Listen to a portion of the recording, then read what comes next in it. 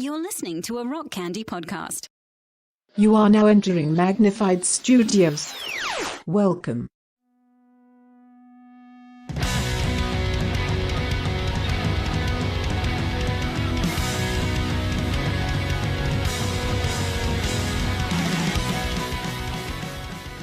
Coming to you from Magnified Studios, Magnified Pod presents Hard to Find a Podcast, covering your favorite indie bands from the 90s Christian alternative scene.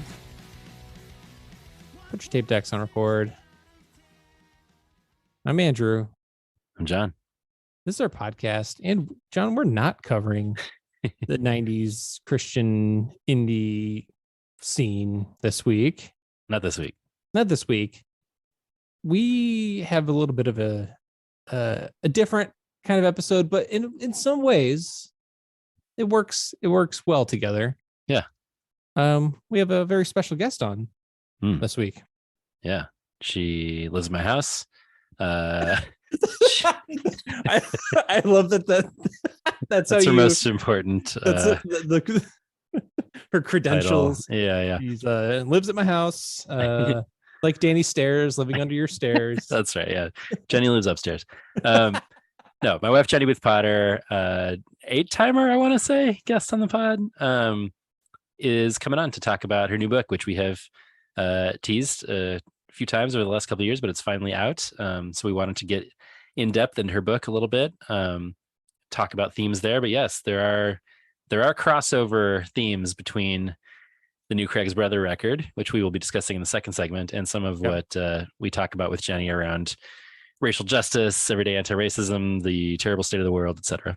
So yeah, we're not gonna have any of our normal bullshit here up front. Too much important bullshit. That's right. To discuss. So, John, without further ado, why don't we get into our conversation with the person who lives in your house, Jenny Booth Potter. All right. Well, Andrew, welcoming back to the pod for 7th time, 8th time, something like that. Frequent guest, Jenny Booth Potter. She is the author of the new book, Doing Nothing is No Longer an Option, One Woman's Journey into Everyday Antiracism. She has co-led racial justice trainings for churches and organizations across the country and is one of the co-hosts, along with Austin Channing Brown, of The Next Question, a web series about expanding our imagination for racial justice.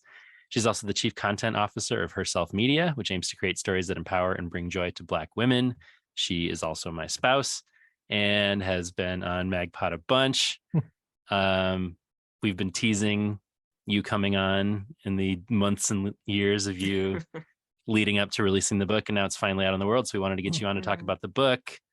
Jenny, welcome back to Magnified Pod. Thanks. It is no exaggeration to say this is the podcast interview that I have been most excited about doing. That makes me feel a little like you're fabricating, because I'm sure there's a number of people that you have been able to dialogue with.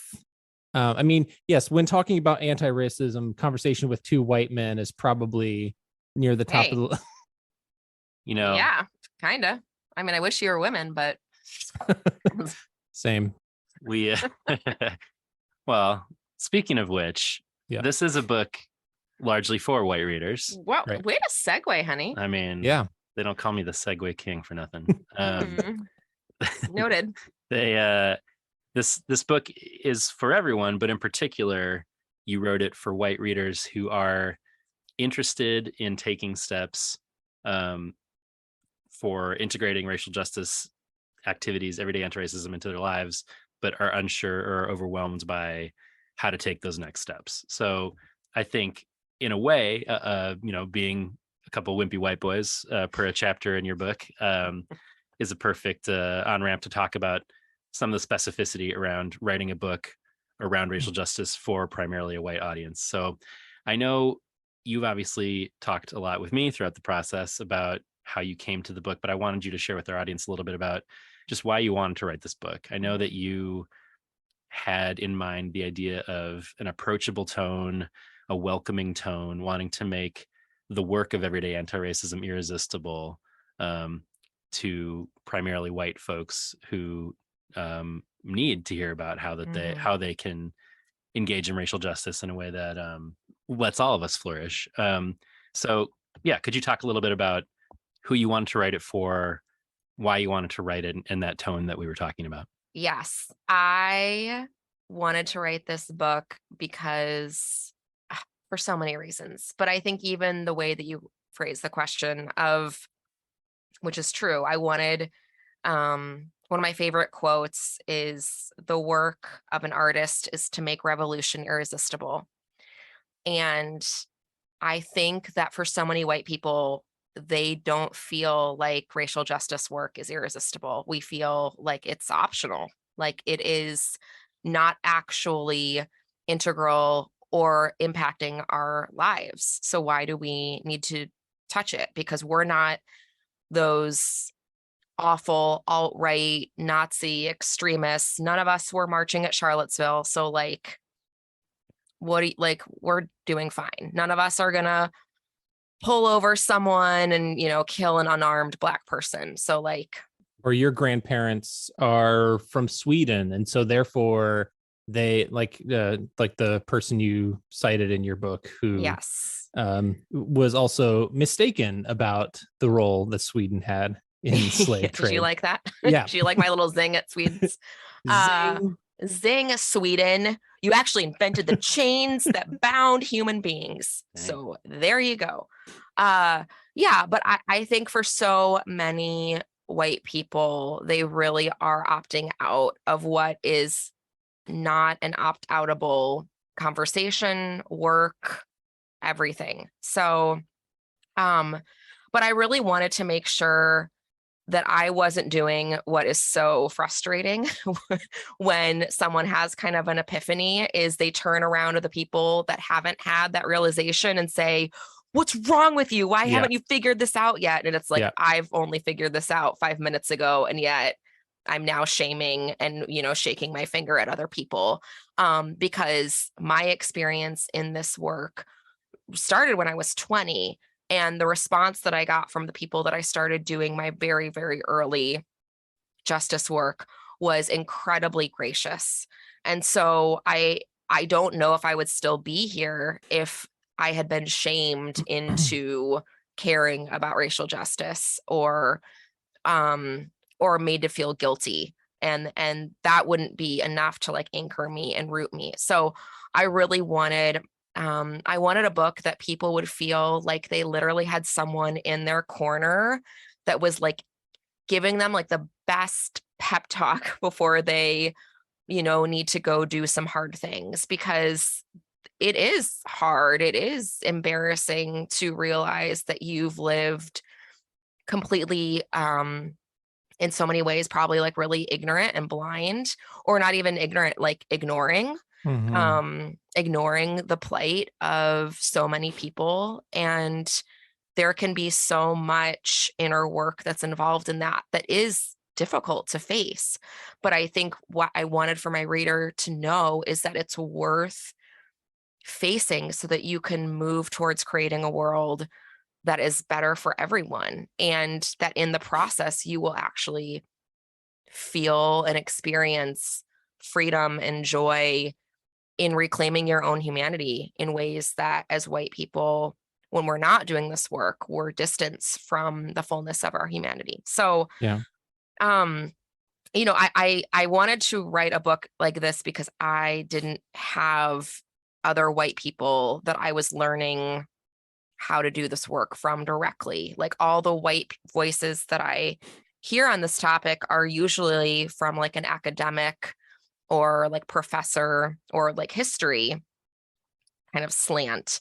And I wanted to write about ordinary everyday moments that occur of, somewhat seemingly not big deal. No one's going to like write a news story about the racist incidents that I cover in the book for the most part.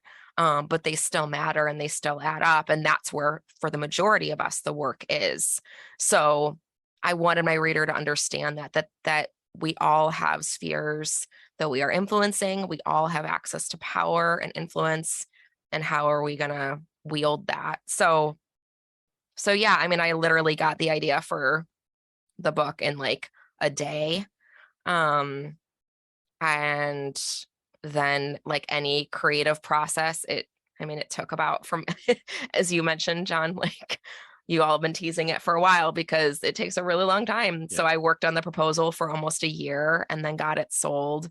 And then worked on it for I sold it in 2020. It came out in 2022. So yeah, like it's been, just shy of 4 years that I've been working on this. I think too, what you're saying leads to another area I wanted to mention that maybe doesn't get talked about publicly very often, which is the role that white authors and white activists have to play in the space of anti-racism work. Because like you're talking about, people are afraid of saying the wrong thing or doing the wrong thing, being shamed, quote unquote, online, often to the extent that makes them reluctant to do anything, or in their heads so much about it that they feel wrapped up in whether they're doing the right thing rather than trying to do something. So I've talked about this a lot with you.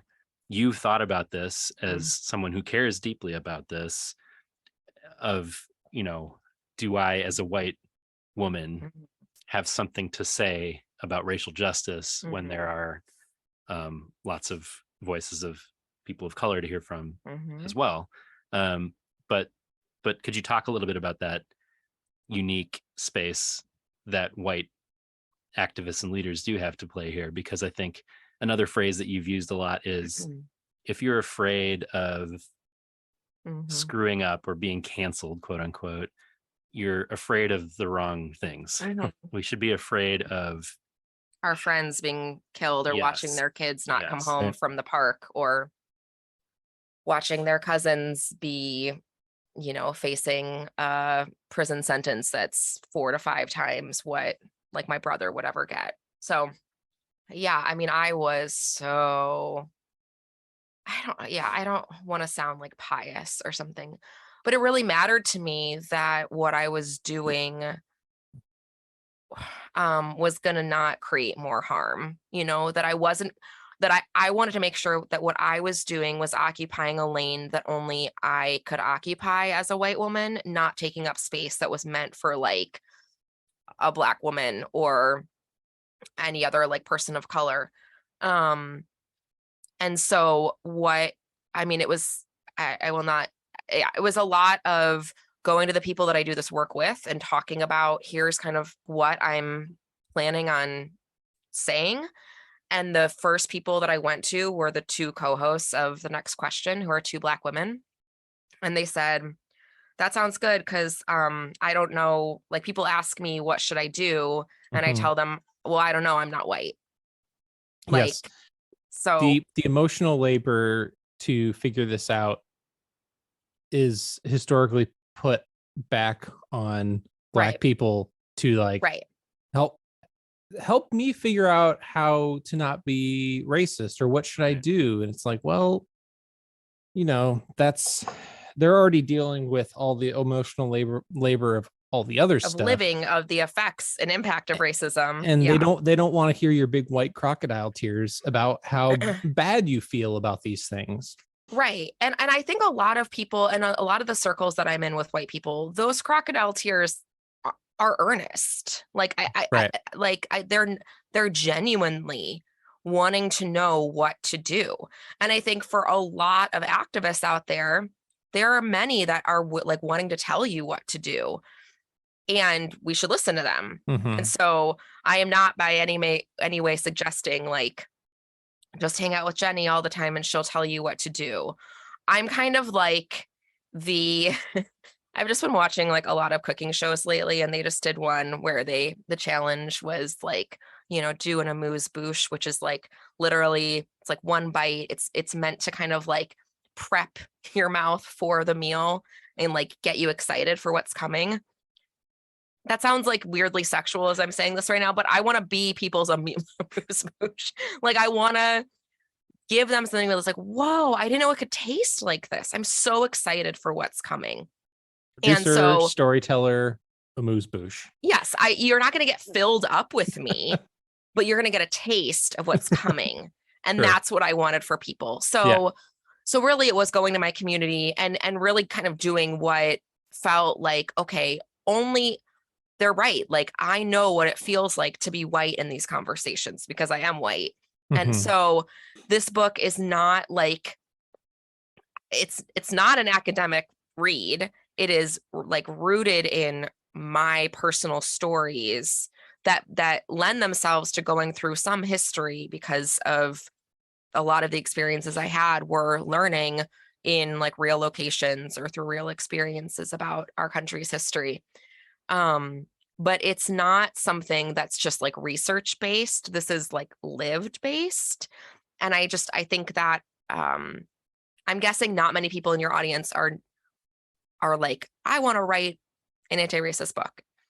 I'm guessing most people are like, I want to do something and I want to make sure that I'm not messing up. And so I would just say to John, like, yes, I've been saying this a lot, like our fear is often misplaced. And so many of the stories I tell in the book are of me making mistakes and then learning from those mistakes and then staying in it and, going again, because literally my like mantra is, doing nothing is no longer an option. Like, it's not an option to say, shit, I really messed up and I think I hurt people. So I'm like out. I'm sorry. I can't do this anymore. Like, that's not like my commitment is overriding anything else. And so I think from the people that I do this work most closely with, mistakes aren't what they're afraid of. They're afraid of building alongside people that are going to bail when it gets hard, or that are going to, that there's going to be a limit to the extent of the, like, wait, oh, hold on. Like, this is how far you want to go? Ooh, I'm not comfortable with that. Or like, oh, I actually have to lose something. Oh, like I might actually lose my standing in my family, or just have to like show up a little bit more bravely or courageously in places that I work, or risk whatever it, like losing social white clout that I have. Like, that's what people, no one gets canceled, but B, like, that's what gets people in this work really sad and frustrated and angry, because it's like, oh, so this is on your terms. This is about you. It's not actually about my freedom and our collective freedom. And so that's kind of one of the through lines of my book is like, it's not like what should I do if I make a mistake? It's like, oh, honey, like you're going to make, like, I think I made a mistake like 3 days ago. Like, like of course, like we're still, this is not about like doing it perfectly. It is about being committed and showing up tomorrow and the day after that and the day after that and the day after that. But before people can even get there to showing up, there are some hard admissions that people just aren't willing to make, like acknowledging their own racism, acknowledging the supremacy that exists within whiteness. And you talk about stories of this one woman just doubling and tripling down on like how she just can't see color, and she's like, you hear someone's voice and you can't tell because she just sees your soul or whatever, just right. And you can't get into anti-racist work without some like kind of troubling admissions to oneself. Just reading through the book and reading about that the marble thing that you do about putting marbles into different containers based on different questions about. Can I tell you what you're trying to say? Yes. So it's just an activity that we did in classes where it's basically like, so many people are like, well, the colorblind bullshit that's right. Like, that's still I'll see it come up and I'm like, oh my gosh, like people are still saying this. But so in some of the classes that I co-led, we did this activity, which is basically helping people see how there's ordinary choices that you make every single day that are completely racialized. Right. And so it's basically an inventory of saying, am I making racialized choices and I'm choosing the group that I like most closely identify with, or am I going outside of, basically my people, the race that I belong to. And so at the end of all these questions, which are like, the last 3 TV shows you watched, the last 3 like magazines you read, the like your elementary school was taught mostly by, or whatever. It's all these like questions, and you get to look at the contents of your jar at the end, and you kind of are like, whoa, okay, like Right. these are choices that I have agency over for the most part, and look how racialized they are. Like, Mhm. so that's just for Yeah. people that haven't read that part. I just wanted to clarify that. Yes. Thank you I didn't for mean to Jensplain you, but no, it's your activity in your book, you have a better grasp on it than I do. But yeah, that's sort of what you're talking about, the choices we make. Those are the things that are different, because how quickly people will get defensive. It's like, well, I had nothing to do with slavery, or I had no choice in where I was born, or whatever, the things that they don't have right. a say in, but like how they live their everyday life, and those racialized choices do make a big difference.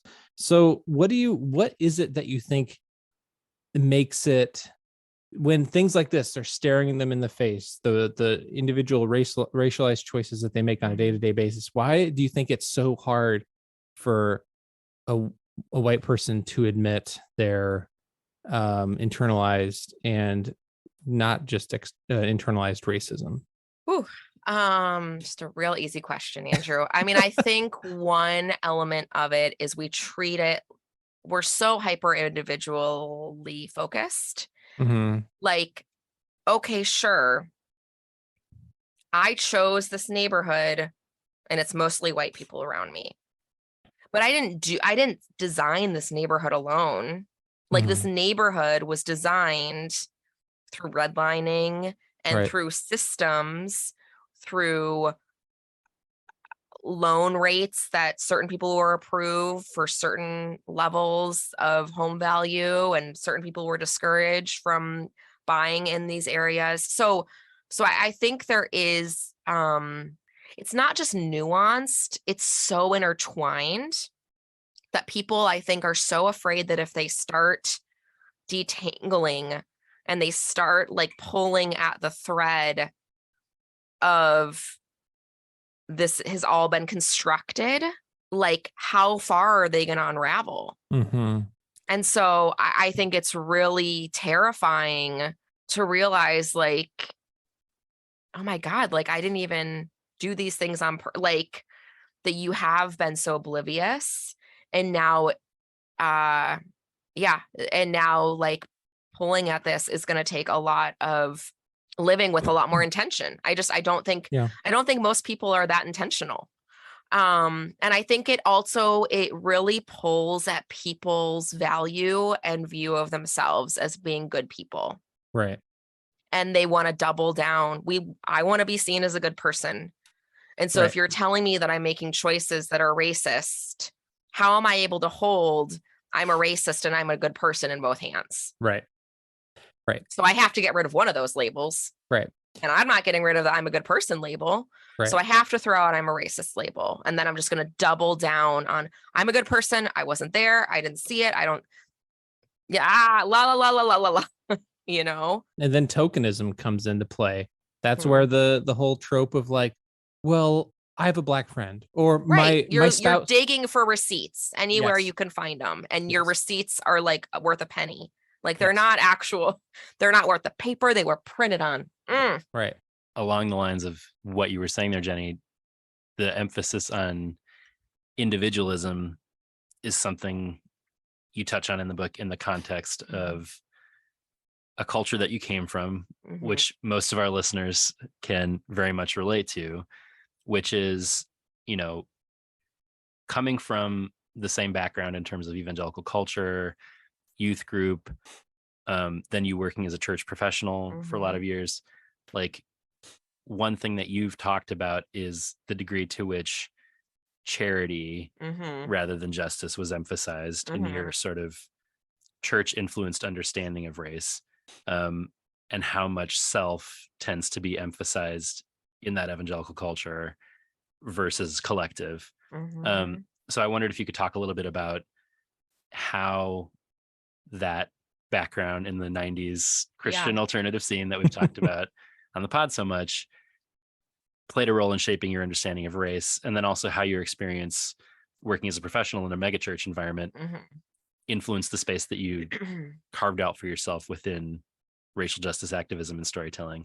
And I should say a piece of that, per our listeners' interests, is Five Iron Frenzy, who may have played a role in all of this, but maybe that comes second to the question that I asked first. Maybe they planted a freaking seed that just like started me on my path. Mustard seed of righteousness. Maybe a mustard seed. Oh man.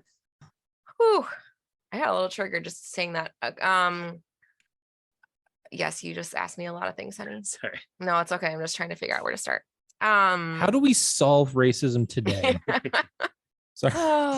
Just don't see color. Just don't see it. If you don't see it, it won't. It just disappears. Just Jenny, melts into this beautiful melting pot. I'm closing my eyes and I'm just hearing your soul. Yeah. Thank you. I think my soul is like kind of like purpley, you know, purple people. Anyway. Oh my God.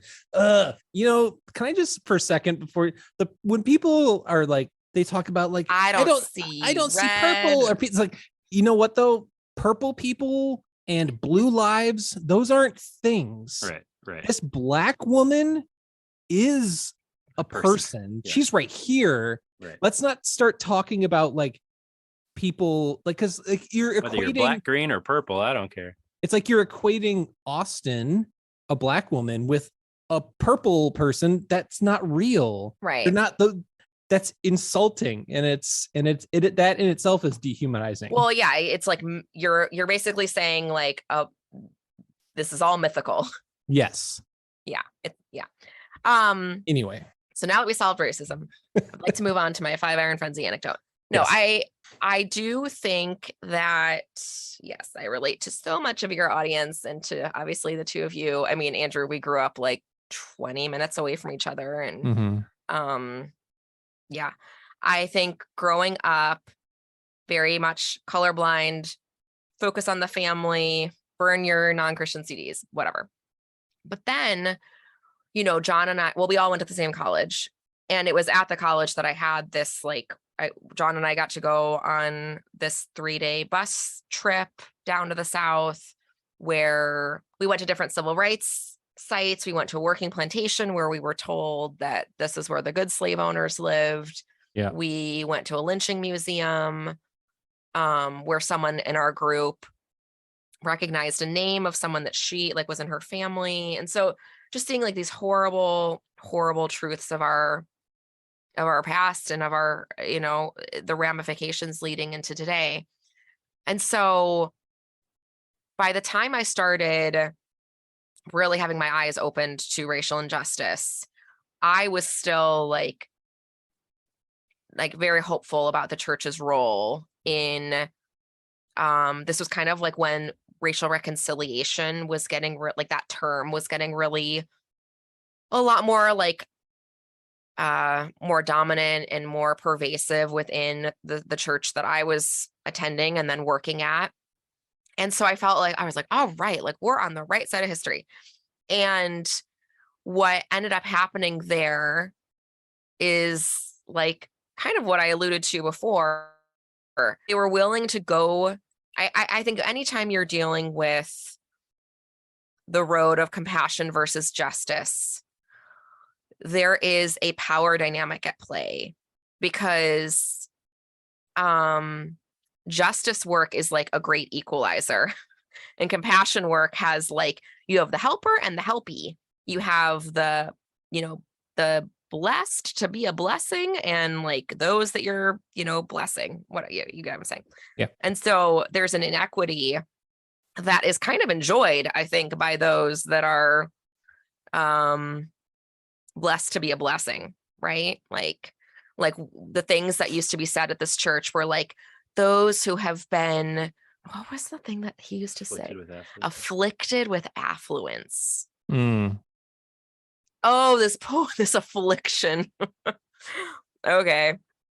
I think once I realized like the gospel that I thought I was learning about, which was like Jesus, like turning things upside down, that was justice work. And the work that the church was interested in doing was like shining a spotlight on the people that they like invited to the table that was still looking exactly the way that the world worked, with those with money, those with racial supremacy, those with male supremacy, those with cis hetero supremacy. Like those were the people running things, and anyone that they like happened to welcome in, they pointed to be like, look how charitable we're being. Yeah. And they weren't actually being transformed by the work. They were just maintaining supremacy.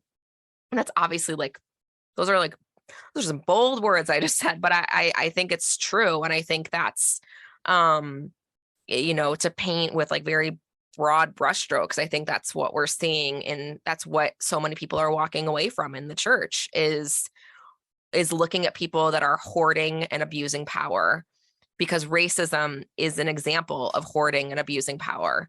And so I don't really remember what the question was. No, I think you got it. Okay. The most important tee up, though, yes. is one of those moments of realizations of power was, of course, the words of Reese Roper. Right.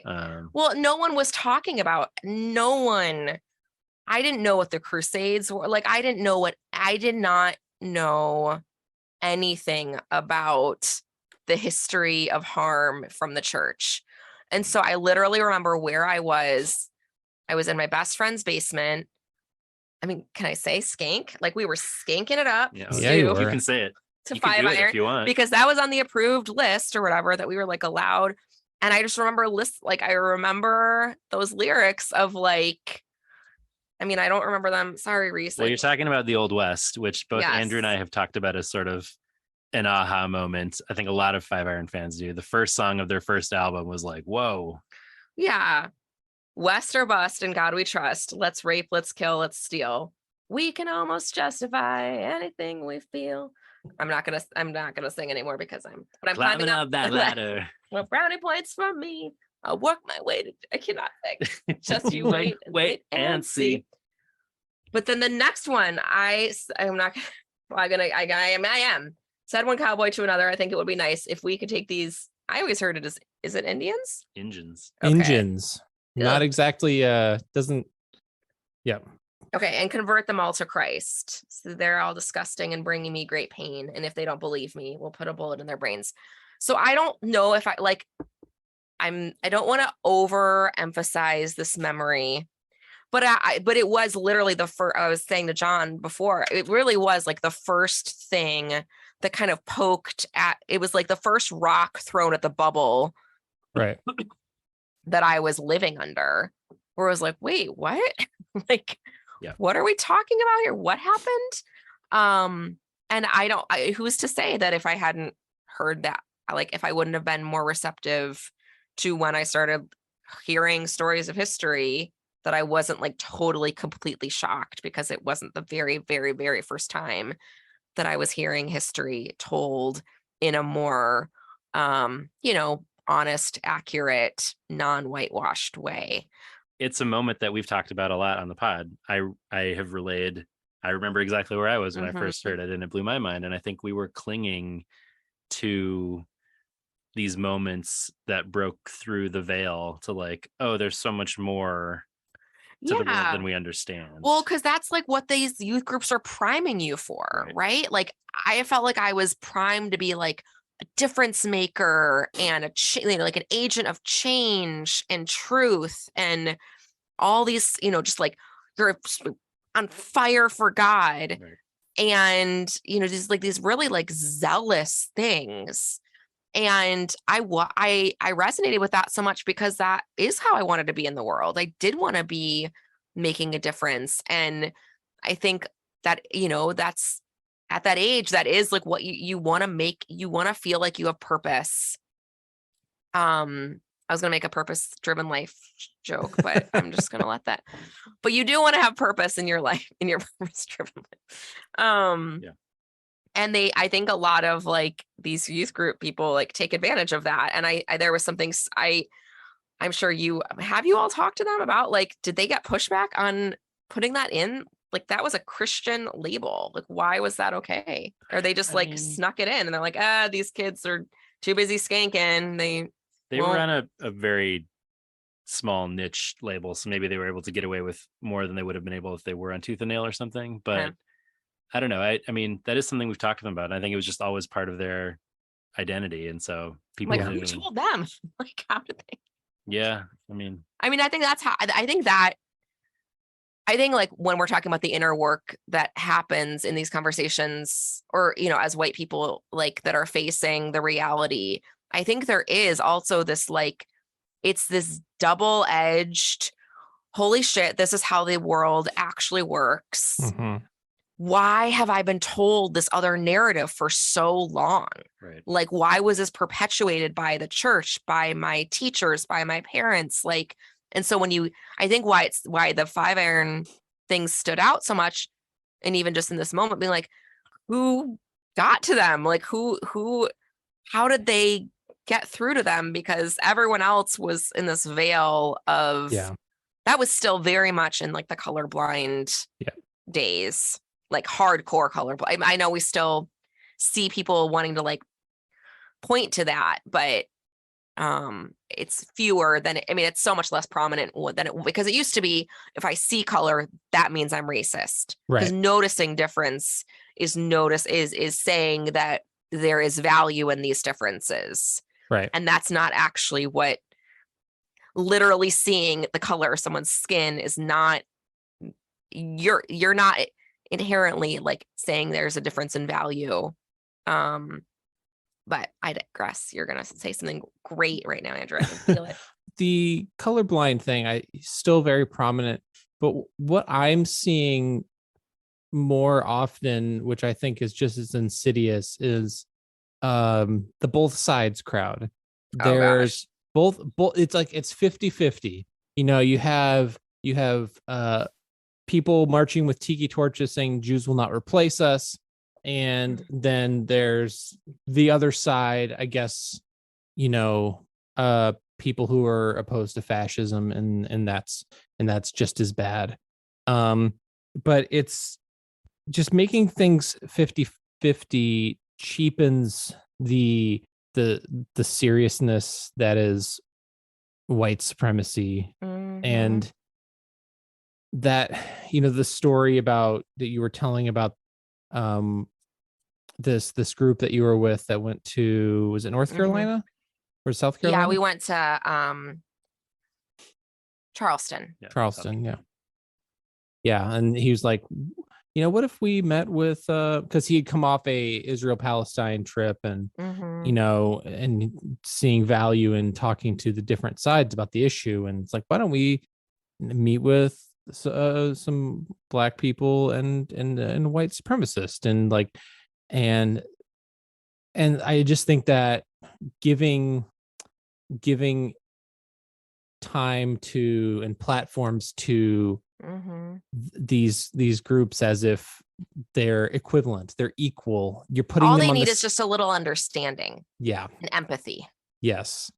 Be like, I don't really want to hear what a white supremacist says. Oh, you're anti-free speech. How you're just opposed to the First Amendment. It's like, no. And it's just like, it makes, you can't have a real conversation with a person who thinks that everything needs to be equal in terms of time, but people don't need to be seen as equal. So I don't have, and I'm sure this person was coming from it in like in a genuine and not like a shitty place. No, they weren't. I but mean, they were not coming up from a shitty place. No, they but were, like, yes. but it's not like for Black people, they're not like, yeah, let's just like have our humanity like just up for debate. That's just that's not a thing that occurs to white people. Yeah, and I don't even think they don't even understand that that's what would be happening. Mm-hmm. Like, and they also don't understand that like they're putting people in real danger, Right, by saying, let's get in a room together. mm-hmm. And we have several Black people on our, do you think they're, yeah. What is the hope of that? Is that you like what, like the only thing that could happen in that dynamic is that the white supremacist is more humanized. Right. Which that's what they want to, but like, go ahead. No, I was just going to say, which this obsession with both sidesism and moderateism, like its ultimate conclusion is, let's empathize with everybody, whether they're Nazis or not. And it's like, that's where this natural line of thinking leads to, is like, no, there's some people who shouldn't be empathized with or understood. Yeah, I mean, I think it reeks of the privilege that you experience, that you're not understanding that. Do you understand that this person's mindset has literally meant that like historically and currently I've had to like live in terror, or my family has had to move, or been ridiculed or humiliated, or we've lost on opportunities, or, just like the ripple of the pain that is so pervasive. But you just want to have like a mock debate. Right. Like that's how you're treating this. This is like my life. And this is my history. And you just like want to like heads or tails, like, are we for slavery or not? It's so hypothetical to you because you're so removed from it in your vantage point. And I do think the person that brought this up was earnest in his desire of like, he just gotten off this like, pro-Israel, pro-Palestine, pro-peace tour. And I'm like, I am pro-justice. So like, however we need to like arrive at justice, that is what I would like. And if we're talking about justice, that doesn't look like equality, that looks like equity.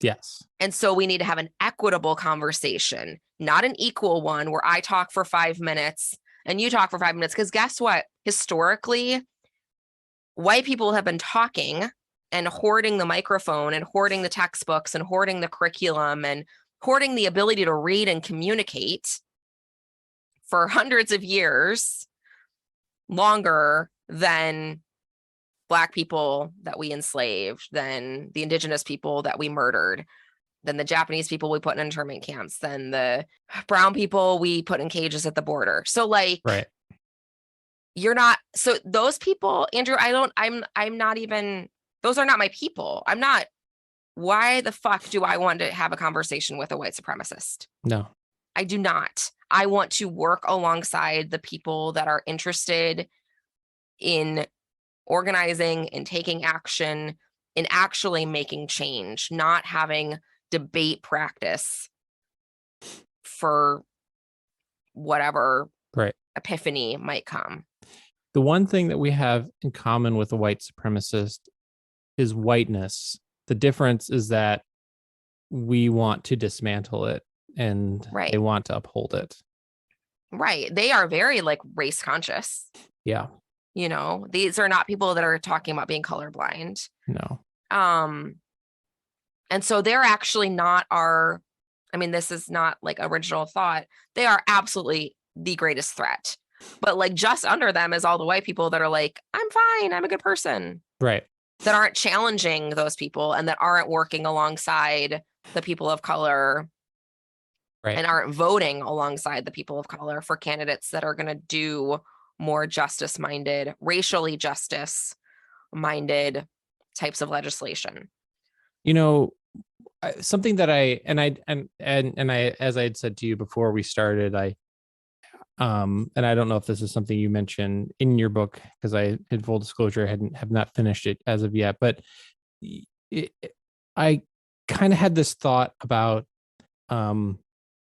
Bonhoeffer in his discussion of cheap grace, and in his book The Cost of Discipleship, noted anti-fascist Dietrich Bonhoeffer said, cheap grace is the preaching of forgiveness without requiring repentance, baptism without church discipline, communion without confession.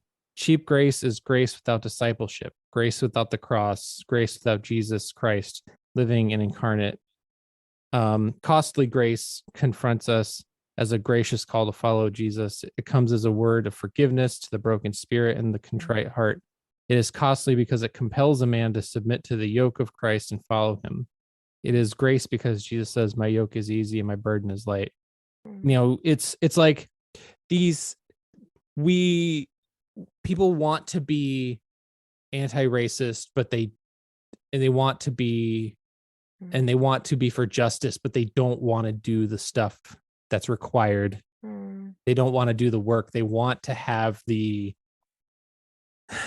able to say the right things, and they want to, but they don't. Optics. The optics. Yeah, and so like in your book, like saying let's get X number of people of color in this video because that's what makes the optics look better, and it's cheap. It doesn't mean anything, and I think people of color see through that shit. Yeah, and I think white people are starting to see it more too. I mean, I don't know. I mean, Andrew, I could cry over that quote, and I'm kind of mad I don't include that in my book because dropping that Bonhoeffer bomb. I love it. Yeah, I literally have. I think you said you were at chapter 8.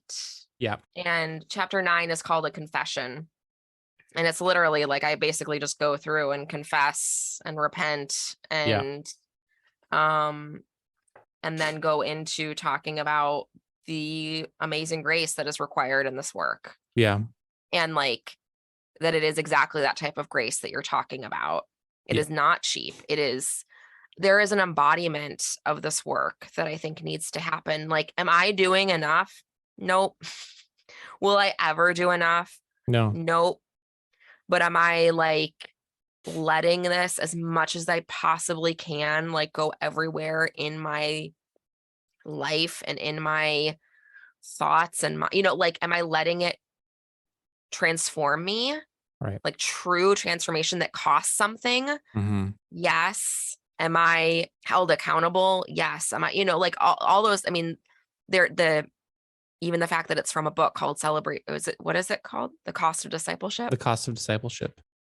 Yeah, I think it, if that language isn't triggering for people, like I do think there is a discipleship element to this, like that, but it's so frustrating because the church has not handed us a good model of what true discipleship looks like. So for me, I felt like I was coming to this work and feeling like I was learning about the faith that I was supposed to be having my whole life, like in the way that was actually supposed to like embody me through justice work, because it wasn't that cheap grace. It was real. Yeah. It was communal. It was upside down. It was all, all these things that I'd heard about, but I wasn't seeing them happen anywhere because I was seeing the optics. I was seeing the tokenism.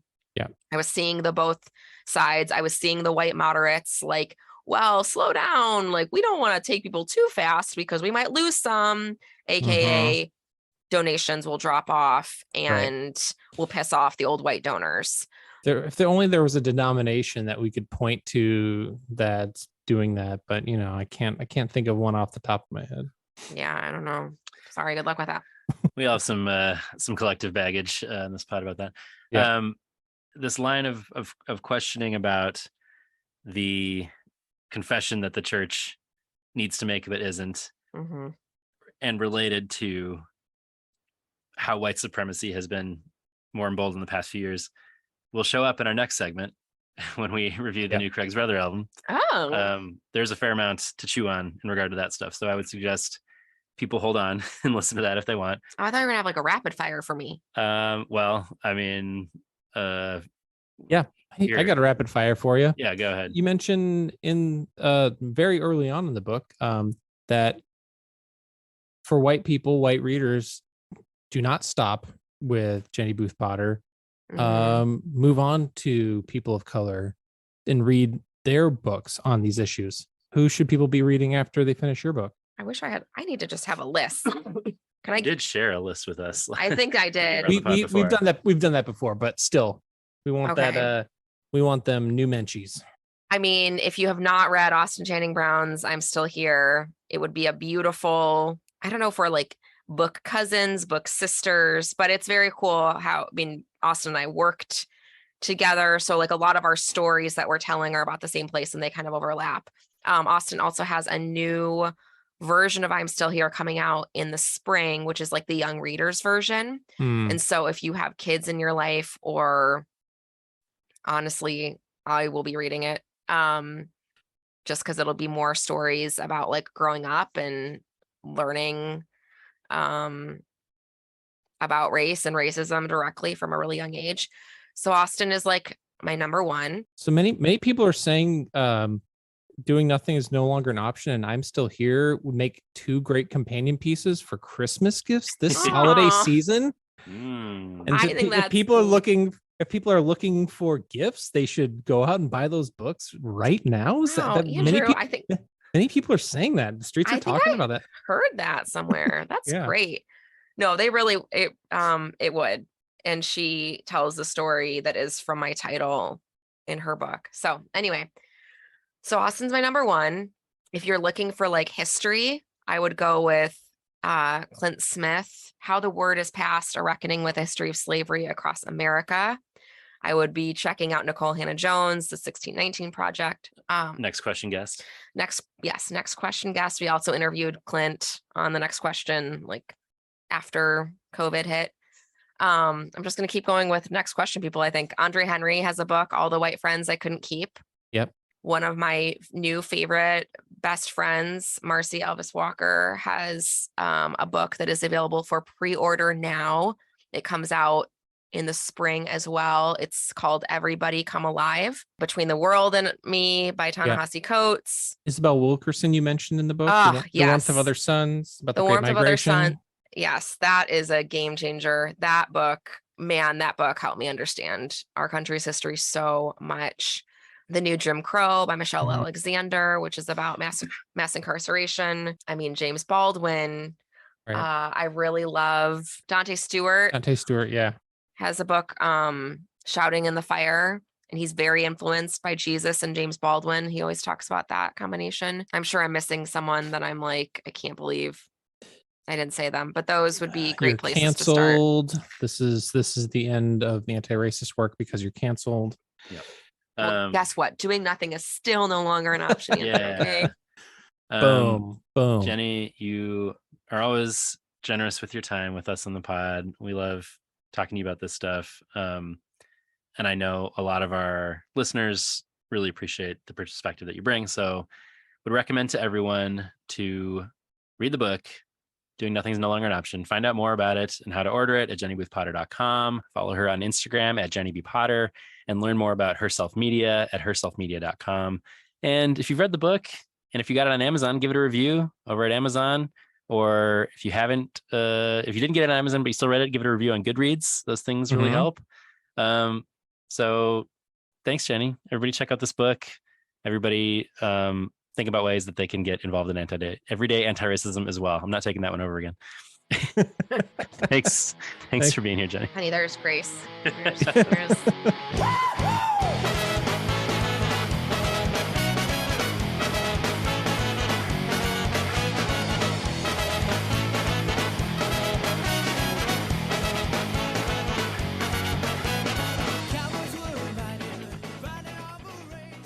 Wahoo indeed. Wahoo. Thank you again to Jenny for coming on the pod, for sharing important 5 Iron memories, as well as her really great insights into the work of Everyday Antiracism. In terms of that conversation, I think of it as her 5 Iron anecdotes and then everything else. Yes. I feel confident in saying we're the one interview she'll do and this book cycle that gets into 5RN. So we can feel proud about that. That is true. Pick up her book. Check it out. I know she would appreciate hearing from folks about what you think about it. So Yes. anyway, do. sure she'll be back soon talking about whatever we rope her into, probably, candy or something. But in the meantime, she's doing very important work around racial justice. Speaking of which, yeah, let's get to this new Craig's Brother album, which is Ooh. touching on some important topics. Yeah. We we don't get to do this too often, where we cover a band and then they come out with a new album and then we got to go back and do it. Very pumped. We've been waiting 10 years for this Craig's Bro LP. So yeah, no, it's been a while. Let's take a little break and come back and dive in. Let's do it.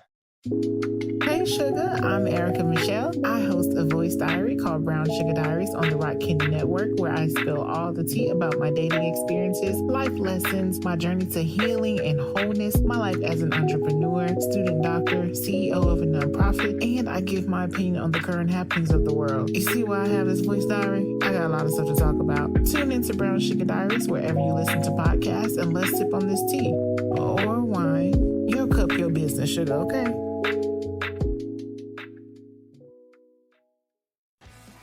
Hey, John.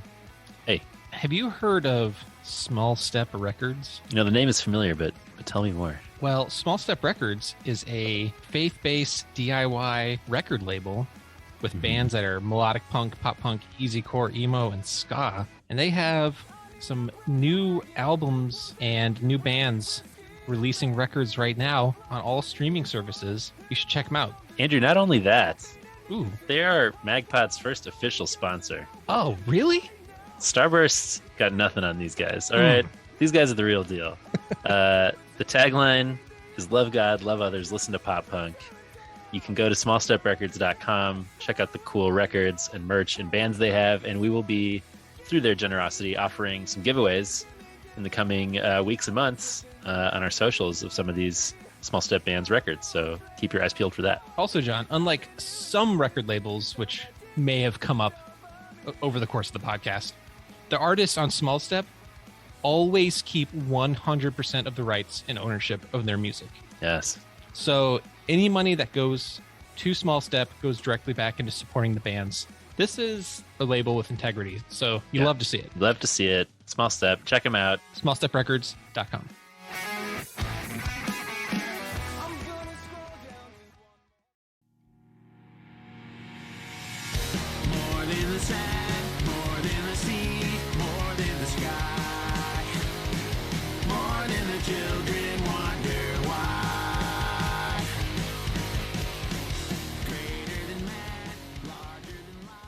And we're back.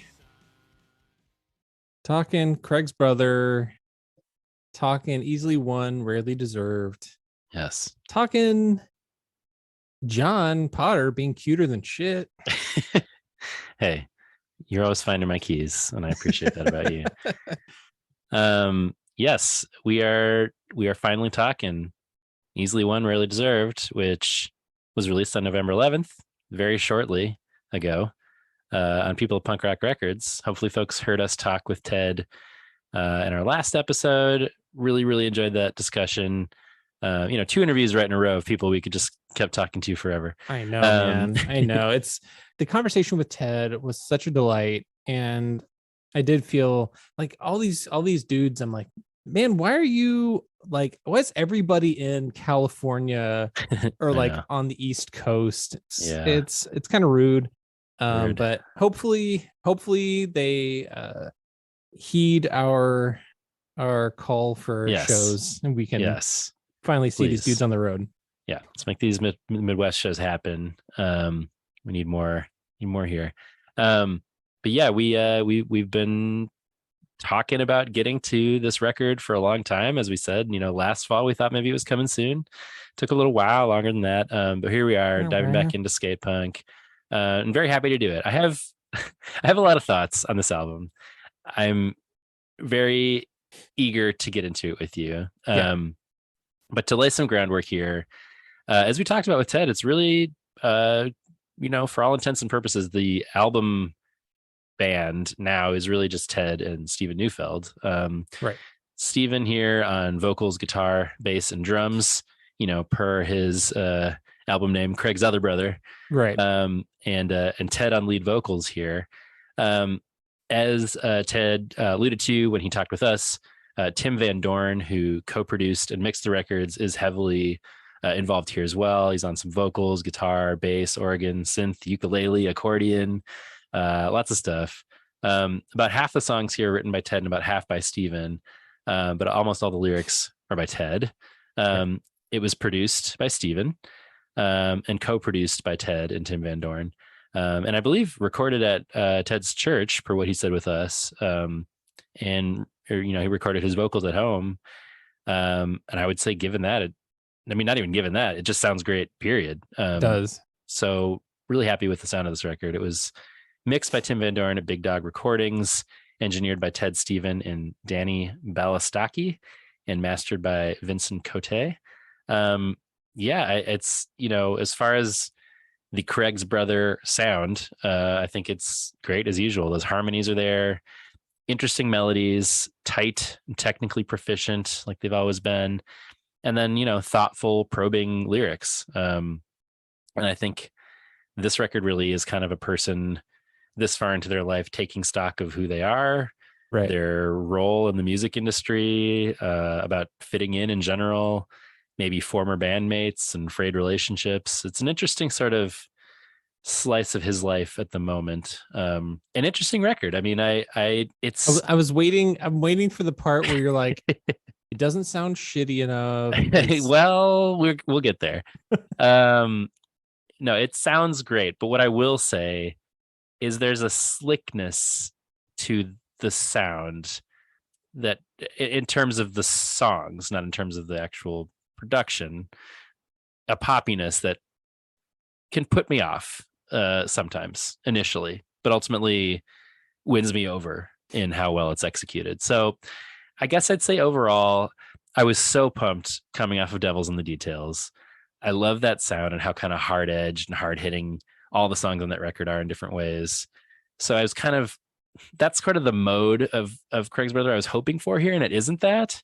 But there's so much to like here. It's often a really pretty record, which is like not a descriptor I expected to use.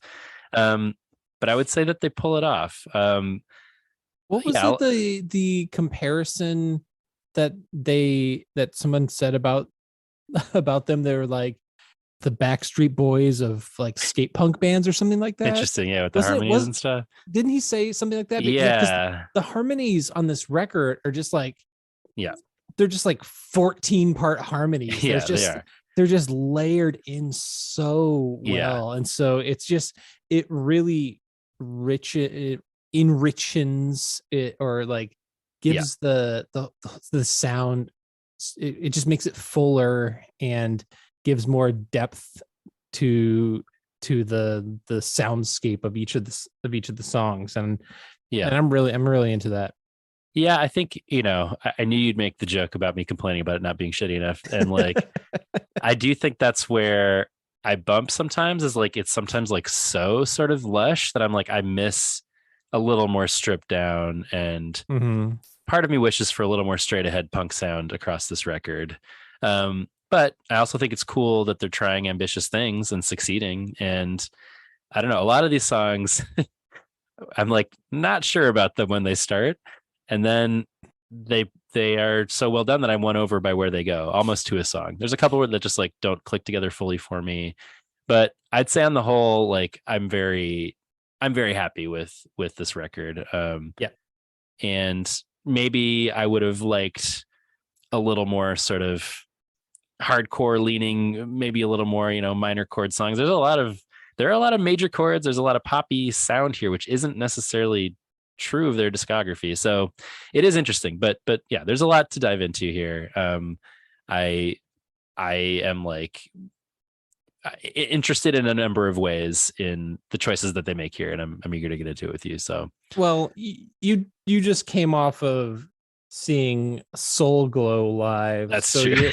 So you're like, you're ready for the hardcore, you're ready for the raw and the stripped down. True. That's yes. Not tends to be my preferred mode of punk bands, especially these days. But it's not like they don't go hard here occasionally. So Right. Well, all that to say, should we get into it? it's time to get putrid. We can get into that putrefaction of trust. The opening track, the instrumental track. Yes.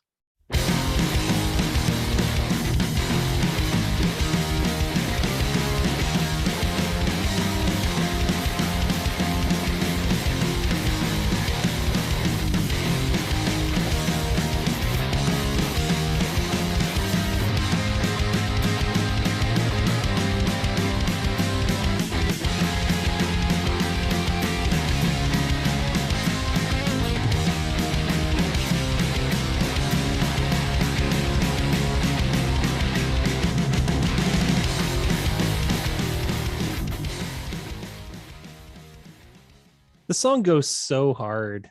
It does. It's my number 3. This I know. It could.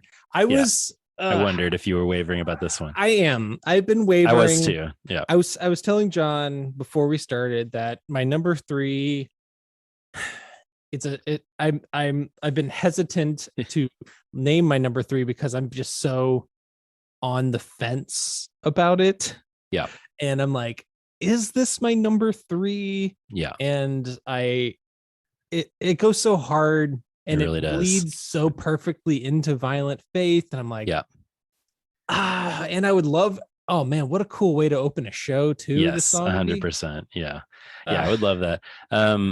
Yeah, I mean, people are maybe like, oh, John's complaining in the intro about this album not going hard, and then it opens with this. So like, I can't deny that. I felt similarly. Part of me is like, oh, is it, sort of a cheat to give the instrumental the third spot when there are other songs that I think are really strong. I know, but I can't deny how hard it goes. And it's a great opener. I love the energy. I love the chord progression here. And I will say, even though I appreciate it as an instrumental, I do kind of wish it had lyrics, because I feel like it's such a perfect song that I can hear sort of like what Ted might do on that like chorus part. Yeah. So I don't know. Yeah.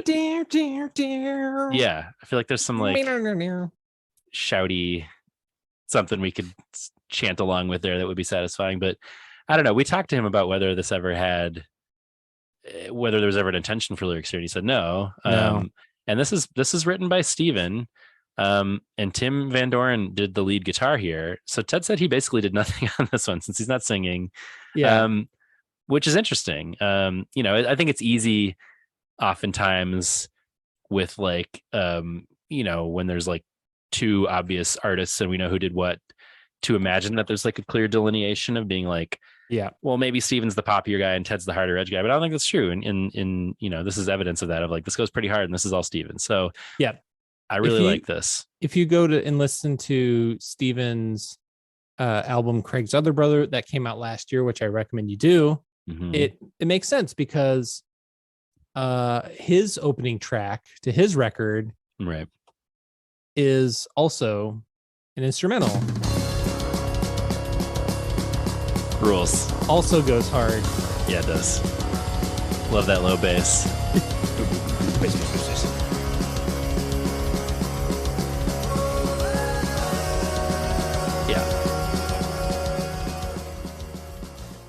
So yeah, I recommend you, but like there are some times in this record where I'm like, oh, this is Steven's totally his voice, his influence. Yes. And I don't say that in a disparaging way at all. Like, cause he clearly has an ear for melody and absolutely. And the good riff. Yep. 100%. It captures that Craig's Brother thing of hard and fast, but still melodic. It's doing some interesting things musically that you might not expect. But I will say, we talked about how hard The Insidious Lie goes from second one because of Freedom, and the vocals starting immediately on that song. And I kind of wanted that like punch here too of the like vocal elements. So I do kind of miss it, even though I appreciate it as an instrumental banger. And like you said, it would be a great addition to a set list to have an instrumental that goes that hard. So yeah, it's my number 3. There may be some songs that are like, maybe there are elements to other songs that are sort of more satisfying in certain ways, but this is it goes so hard. I can't not put it up there. So I wanted to call out the term putrefaction, because it's not a term. I feel like people hear like something's putrid more than putrefaction, which like I didn't really know what it actually meant, but putrefaction is the 5th stage of death following pallor mortis, algor mortis, rigor mortis, and liver mortis. This process references the breaking down of a body of an animal, such as a human, post-mortem. In broad terms, it can be viewed as the decomposition of proteins and the eventual breakdown of the cohesiveness between tissues. And it goes into more descriptive gross stuff. But I did not know that that term was had to do specifically with a stage of death. But I googled it as well. There's some Ted's vocabulary corner on this record, and it does beg the question of like, oh, you're opening with that, so whose trust has been is putrefying, and there are a lot of themes here of sort of maybe trust that has been broken or is frayed. It is that the trust that he had in his church or like faith community that he feels betrayed by, that he gets into the next couple songs. Is it about specific relationships? I don't know, but it's an interesting way to it goes hard as a first name of a first song on a record. It's metal as fuck. It is, yeah. Putrefaction of gross. That could be a band for sure. Yeah. All right. And as I said, it goes perfectly into Violent Faith. I can't keep silent in my young house, and I need to be honest. I can't believe you would fall this far down. Is the parody gone? Meant to be found. They would denigrate what you call the word of God to justify the ends without hesitation at all. And the faith is just an excuse for violence. I can't believe you would answer their call and swallow their fiction without This is my number one. It is my number one as well. No surprise Yes, there. No surprise. It explodes from second one. Yeah. But the coming out of the chorus and that dirty bass Yep. Rules. I mean, this is so up our alley. We're opening up that pit just immediately. It's a banger. It goes hard. Has that vintage Craig's Brother energy. Yeah, I wrote the same thing. I love the bass and the muffled vocals going into the second verse. Just like, ratchets up the energy all the more. We said we wanted Yelly Ted before this record came out, and that there was a lot to be angry about in the years since we last heard from them. And, we've always appreciated the way that they call it the hypocrisy and hatred of this element of Christianity that's, become increasingly powerful in this country and increasingly loud and comfortable in their hatred in recent years with Trumpism and everything else. But, we got that Yelly Ted here. We got him talking about those things, which we hoped we would get. So it feels great to get that just up top on the record and be like, oh, this is the tone we're setting here. And, we've talked about this already a little bit, but those great opening lines of I can't keep silent in my own house and I need to be honest. I can't believe you would fall this far down. Like, it's just like, yes, Ted, speak your truth. We strong words here, rightly so. That chorus of they would denigrate what you call the word of God to justify the ends without hesitation at all. And their faith is just an excuse for violence. I'm like, boy, we've been referencing the songs that the drop the fire Right. within the sort of Christian tradition when it's needed in this episode, and this certainly continues that line of songwriting. So I'm just extremely here for the sound and the thematic content of the song. Yeah. And one thing that I think I hear in this song is something that we were briefly discussing with Jenny off pod. Just I hear disappointment in Ted. Sure, he's angry, but I hear disappointment. Yeah. That it's like, without hesitation at all, this is, you don't question anything, and this is what you do. And I hear this not just from Ted, but I hear this from plenty of other people in my life in watching the ways that the direction the church has moved, whether it be with calls for violence in certain ways, or racist declarations, or aligning with a particular political party that espouses things that they feel, or some people think, is opposed to the teachings of the gospel. And Ted says, I won't be seen and be silent. I can't concede to the violent. I don't believe in a gospel of hate. Is it even too late? And again, like we've talked, you and I have, and I've talked to my dad, probably he's talked on the pod at some point about evangelicalism. Like, is it a lost cause at this point? Right. Yeah. And is it even too late? Is it too late to save? Is it beyond repair? Right. Yeah.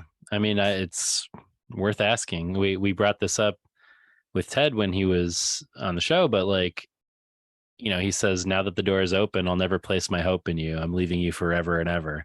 Like, that moment of deciding you're forever making a break, whether it's with a denomination or a particular church or evangelicalism or Christianity or faith as a whole, like, that's something that we've talked about, that moment and the power in that declaration in that moment. And I think it was like since we've been doing the podcast, and I was like, I've sort of maybe waffled with the nuance of like, oh, well, how tied am I to like evangelicalism in the moment of being like, oh, I'm forever severing ties to this and I'm done. And so I hear him saying, I'm leaving you forever and ever, and just being like, yes, like, say it. And, I know he said with us, like, it sounded good in the song. Like, I'm not saying like I'm abandoning my relationships with people, but I do think this is a moment to draw lines in the sand. And like, it's, calling a spade, and the church is wrapped up in the kind of hatred that we explore in the next song and other songs here. And it's like going to take people who are, like we see, he went to an evangelical seminary. He is, he preaches each week at his church, and he's very much involved in the life of the church. And, it's his house, as he says. And like, we need people calling that out and talking about how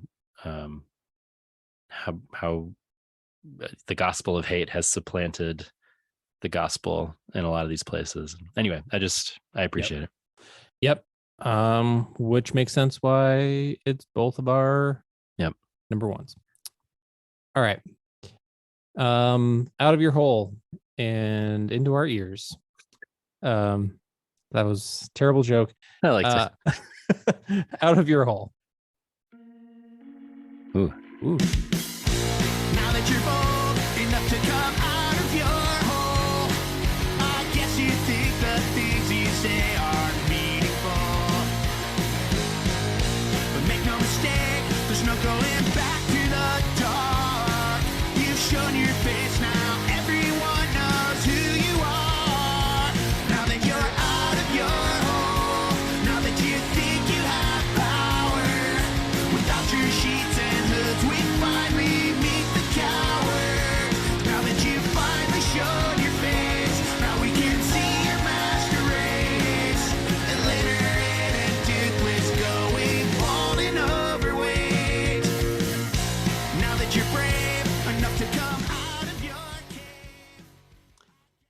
It's my number 2. My number 2.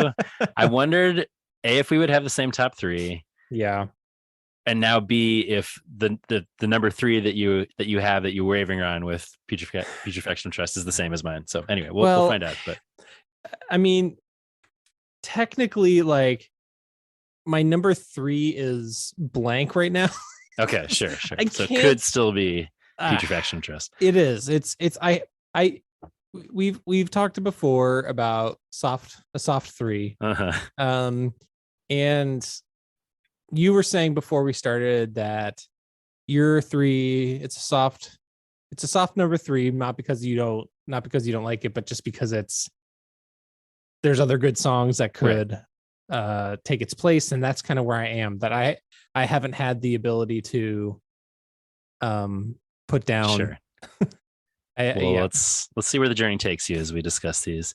But you know what's not soft for either of us? You know what's hard as fuck is these 2 as our numbers 1 and 2. Yes. This song absolutely rules. Yes. And this is music and lyrics by Ted, but love those punk chords. I love the melody here. It feels appropriately hard hitting for the subject matter. There's like that little organ intro we referenced, which is cool. Yes. Just little there's some texture here for your big texture boys. Cool little guitar notes in the chorus that sort of like give it an extra power on top of that crunchiness of the other guitar throughout. Harmonies sound great in the chorus.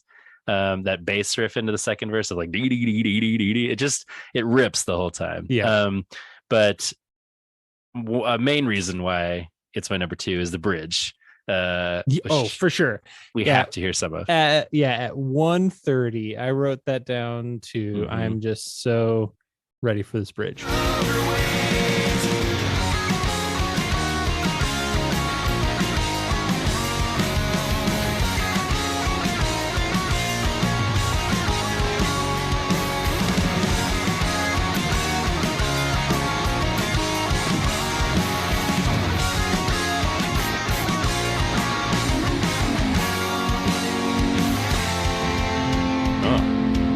Wait a second.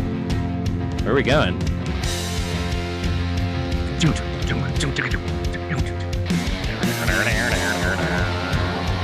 Yes. God, it's so good, man. It's so dope. I love it. I love that guitar solo. I love the toms into that surf rock guitar. I love that sort of harmonic minor, like Middle Eastern sound. Like, it's just so cool. It rules. I don't know.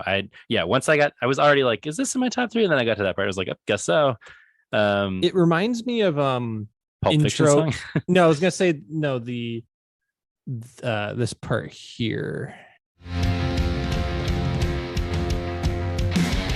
It reminds me of the intro into Longview from Dookie. Oh yeah.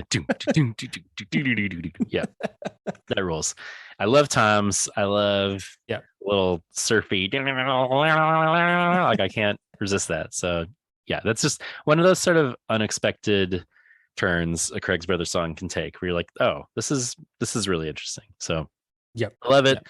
Thematically, we've already talked about this, but it continues the theme of the last song. You know, now that you're bold enough to come out of your hole, I guess you think the things you say are meaningful. Just this openly racist and hateful rhetoric that people feel emboldened to express in the wake of Trump and Trumpism's takeover of the Republican Party, backed by the evangelical church. Like, this is just good punk anthem stuff. We need people calling it out. We need some rallying cries around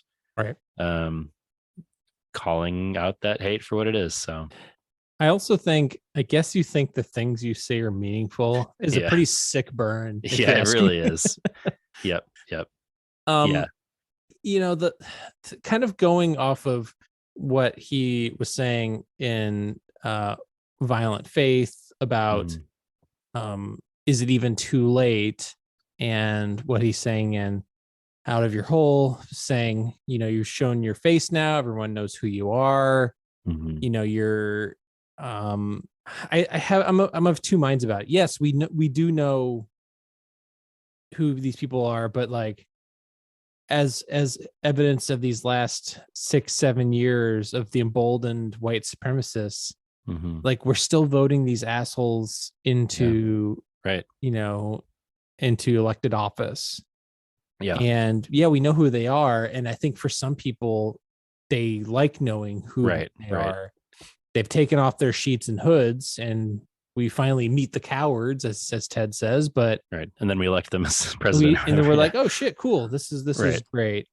Yeah, I think that's part of the song, I guess, in a way, is that like this stuff is all out in the open now, and you're not even hiding it. But I do agree that, like, I don't know, when he's like, "You're outnumbered and we'll beat you," I'm like, I hope so, man. This country loves its white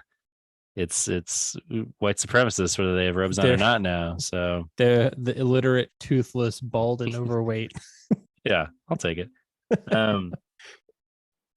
Yeah, there's part of me that's like, by making a caricature out of them, you are making the dominance of white supremacy, a little less, to suggest like it's only these idiot hicks. It's like, well, no, they're at the highest levels of power, and maybe they are like balding and gross looking or whatever, but like it does. Yeah, there's part of me that just feels like I would love to be like, yeah, you're outnumbered and you're just gross, but I'm like, they're also at like the highest levels of power, literally trying to overthrow our government. So I don't know. I feel that they're not just backwoods people living in caves. Yeah. It's you have people like Ted Cruz, who went to an Ivy League school and is a senator, and he is propping up all of these white supremacist jackasses. Right. Imposter syndrome, something that I've been talking about having a lot lately. Yeah.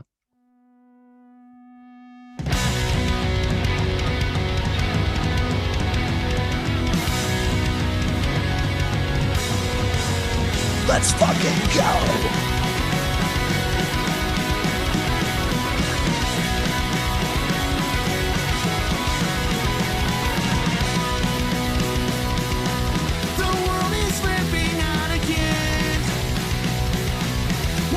Decision out of 10. One false belief and you profess to know this question motives. For belief in what I said and what I proved could be everyone's last move. I don't care for the words beyond. I don't care for the words. You say you wanted me.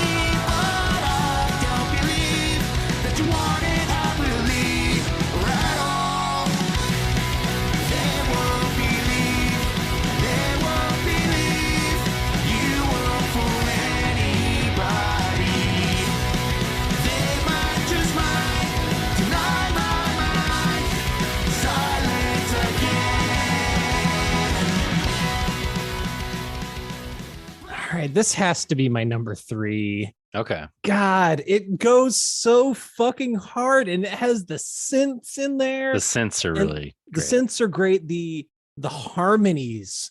The harmonies, yes. My dude. Those harmonies, though. The harmonies, bro, and the drums. Yeah. I understand why you think this album is like, just pretty mellow. It doesn't go that hard. Well, here's what I'll say. I understand. I like the song.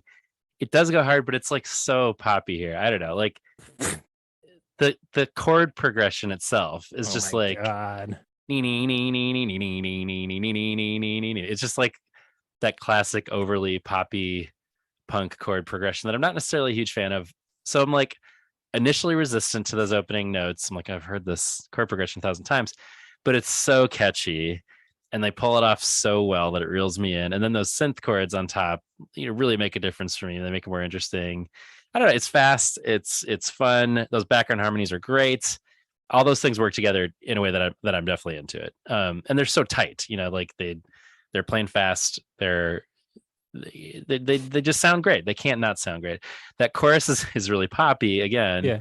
But it's so catchy that it's undeniable. And that is a refrain I'll say repeatedly on this record, where I'm like, they're a little too poppy for me, but then I'm like singing it to myself around the house. I'm like, I think it worked.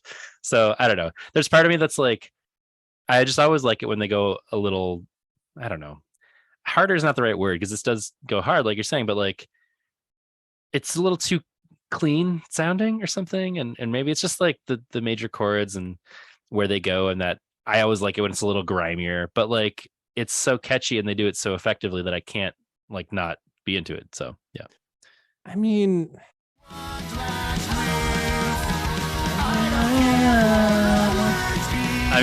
It's pretty great. You say you want me, but I don't believe that you want it. but that little that it's little like minor thing that they do. I know right that. Yeah, before- I know. right It before, does it's interesting like, things. I it know. switches it up and then Yep. like, I know. It's cool. It's cool. I can understand why it is your number 3. I like it a lot. it's tough, man, because Putrefaction rules. This song rules. There's Yeah. another song that I feel like is going to be a controversy, but was also a contender for my Okay. number 3. Okay. But we'll get there. We'll get there. Here's the thing. I will say it's a good problem to have. We've done a number of episodes, plenty of episodes, especially this season, where I have a soft 3 for all 3 songs because I just am not connecting with the record. Right. And it's a good problem to have where I'm just like, God, it's so difficult to choose my top 3 because I enjoy so many of these songs. We're back in the skate punk world. Yes. We're not in one of your top 5 most listened to bands of the year, Morello's Forest territory here. Yeah, what the fuck, man? Can we talk about that just for a second? Like, Andrew was mad that they made the cut in his Spotify Wrapped.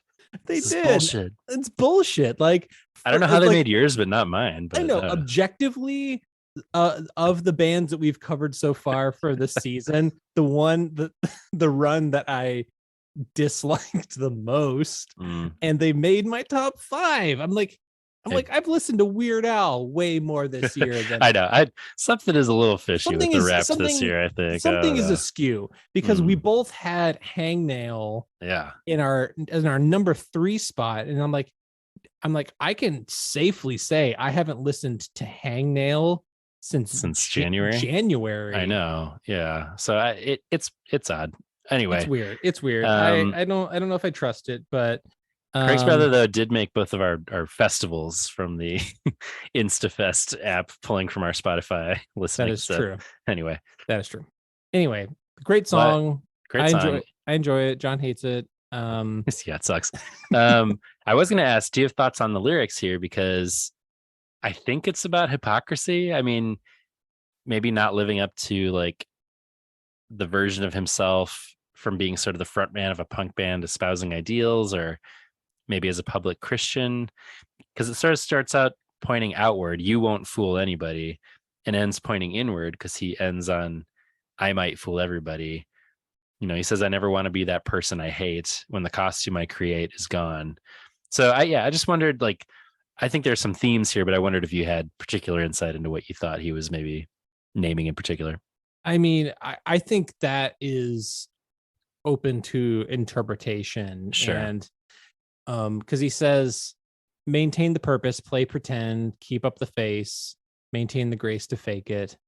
So it could, I mean, I think it could be anything. It could be about faith. It could be about, you know, his public persona in a band, being a lead singer in a Christian band. And, you know, he talked about in our interview that going through his divorce, you know, that he was drinking too much and he was, you know, not the best at the time. And, you know, this is a persona that's different than I think, you know, one might assume that lead singer of this, you know, Christian band would be like.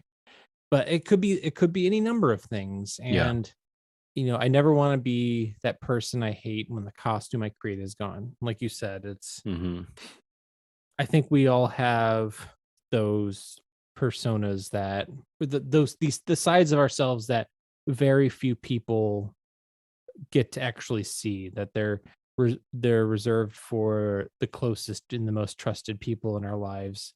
But or maybe it talks about being there are some instincts that we have that we don't like and trying to suppress those. I don't know. There could be any number of things. Right. I think that's probably true about a fair amount of the songs here, where there's obviously like a theme to it, but maybe the details are somewhat subjective. But I think we can all relate, like you're saying. And I would have had similar questions about this next one were he not to have clarified it for us when we talked to him. So, Superhero.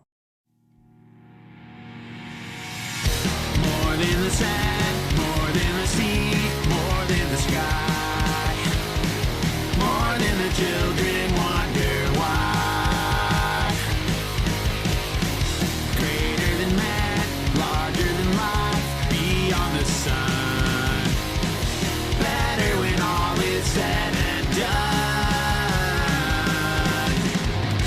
I wanna be just like you. I wanna be like you. I wanna be just like you. Spinning the thread, making the house, food from afar. this is a fun one. Yes. His wife or partner Yep. is the superhero specifically Yes. in the song. We were like, is this like about Jesus? Is this? It's like, no, it's about my wife, you fucking Yeah, idiots. it's a love song. It's a I love will song. say though that like he does, in our defense, it's there are things about it that suggest a Christ-like figure, which the figure is his wife, but it's like, I don't know, Healing the sick, saving the poor. Yeah, we talked about how great the juxtaposition of healing the sick, saving the poor, finding my keys is. And when you apply it to somebody's partner, it's like, oh yeah, that makes sense. Yeah. Crafty at heart, cuter than shit, smarter than me. So good. Such a great couplet. Yeah. It's a love song, and it's it's very sweet. It's very sweet now knowing that he's singing all this about his wife, and I want to be just like you. Like that's so cool, and that's a great thing to think about a partner, is like, right. Oh, I aspire to be the way that you are. Right. I don't know. I like how fast it is. I like the melody. It's maybe not like a huge standout for me, but I do like it a lot. There's a lot I like about it. There's a great shreddy guitar solo that maybe we could hear some of around 140. I'm assuming it's Steven doing this, but yeah, it's great. Definitely Bad Religion vibes there. Oh yeah, 100%. The shreddy guitar and like the big background vocal harmonies going on. So good. Yep. That part really stands out for me. Yep. And next, Terrible Slave, which was only one of two of the singles that they maybe three. Or maybe three. Let's see. Yeah. Or maybe more. I guess they did more than I remembered. But I know I heard Terrible Slave was the first one. Yes. Also Violent Faith, also Rodeo Clown. I know I heard all those, so.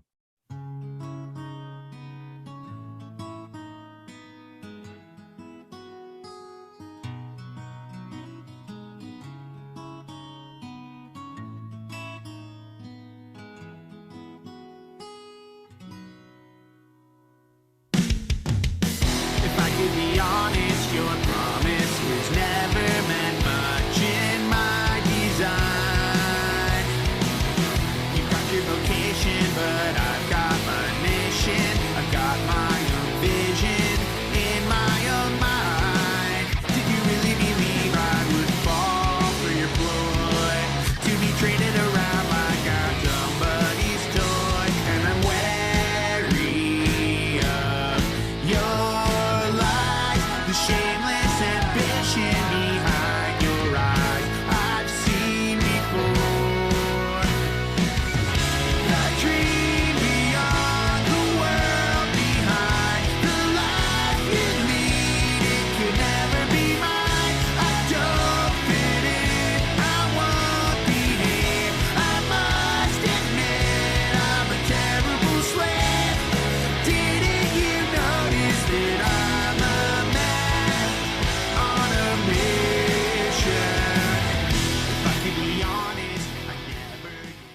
man, the end to that chorus, Yeah, that sort of like step down. it's so good. They're doing so many interesting things here. I love this song. Yeah. This is a top 3 contender for me. Yeah. Music by Steven, lyrics by Ted here. I will say this is another one where I'm like confused by the intro. Like the first time I heard it, I'm like, huh, is this something I want to listen to? It's like these acoustic guitar plucky notes. I'm like, huh. But then it like immediately falls into this rhythm that I'm really into. And it has It that kind gives of like, me homecoming vibes. yes, I have the same thing here. It has that sort of 50s melody and feel that they have gone into from the early days on Homecoming, especially. And I think they can really easily and effectively drop into that sound. I've always liked when they do that. Yeah. Really catchy chorus. But yeah, it did take a little time for me to sort of appreciate as much as I do now, because like I said, I wanted something. I wanted Violent Faith, basically. And this was the first song I heard, and I was kind of like, huh, like it's not fast, but it is really satisfying, and there are great harmonies. And even if there's sort of like elements that feel a little too like, I don't know, slick or polished, I'm like, I still really like the structure of the song. It's one of the more interesting and ambitious songs, I'd say, musically on the record. There's a really fun guitar solo in there, but there's also something I'd like to hear, which is like this, they do this really satisfying build up and full release Yes. out of the bridge back into the chorus at like 2:55. Yeah, they sure do. The dream Yeah. beyond Ding, the ding, ding, world ding, ding. behind. The life you lead, it could never be mine. I don't Yeah. fit in, I won't behave. I must admit, I'm a terrible slave. The dream beyond Rules. the world behind. The life you lead. Ugh. The halftime with all those harmonies going those harmonies. on. Ugh, and it's so good, man. The ooh. Yeah. Yep. See, that's another like, oh, how could I Ding, deny ding, this? Ding, ding, ding, ding, ding. Ding, ding, ding. It's so good. It rules. I like the I don't know if ambition is the right word for that, but just like it's really going for something, and I think they really land it here. It's really cool. And it's got that punk ethos. It's like, don't fucking tell me what to do. Yeah. This is another one where I'm like, I always get a little anxious at the idea of a white guy invoking slavery. I Like, know. when, It's the first time I heard it, I was just like, I felt my butthole clench a little bit. Yeah. And when I saw that title and I saw the artwork for the song, which is probably unrelated, but like It almost looked looks like a lynching tree. Yeah. I little was bit. like, what are we talking about here? Yeah. So like, I remember like back in the day when we talked about like MXPX invoking slavery, when they were talking about tooth and nail or whatever. And like, I don't know, I guess maybe I'm maybe getting too hung up on this, but maybe overthinking it, probably Yeah. overthinking it. yeah. But I still am like, oh, we got to be careful when we talk about being a slave. But yeah. I sort of assumed, partly for that reason, that it was like sort of about the music industry here too. Like he's not going to conform to expectations of success or what's success required in the music world, but was he going to stay true to himself? But I'm not sure it really is about that. Like this idea that he isn't a good candidate for playing this role people tell him he needs to play to meet this ambition doesn't necessarily have to be limited. Again, it's like what you're saying about this could be about his faith or just about fitting into things or about any number of things. It's maybe not necessarily about the like success of the sort of music world, but that was what my initial thought was, sort of like, what labels or people tell you to be, sort of. I don't know. What was your read on? Well, the part that sticks out to me is, didn't I play the part I was destined to play? Didn't Right. you lose a game that was lost either way? Hmm. I think we could easily overlay that about any number of things. Yeah, right. Like, hey, look, I played the part of the band. I did the band Mhm. thing. I did the touring thing. And the music industry, especially in these last couple decades, and the way music was being made, especially back in the early 2000s, was just dying. The record label way of doing things was dying. Right. And so it's like, I did my part I'm Yeah. I'm writing music, I'm telling the truth, I'm whatever. I don't know. That could be one thing. Yeah. We Yeah. didn't ask what Ted what his mission No. was, but Right. I know. Yeah. There's a we bunch of could songs have- that I'm like, now that I'm going over it, I wish we would have asked more about it, but we didn't, you know, if we had more time. right. More time. Yeah. You can't just ask somebody what every song means, but I am curious about some of them. So for this this second verse, can you go line by line and tell me what this Right. means? What does this word mean? The sacrifice. I think this is kind of maybe going off a similar theme. Yes, I think so.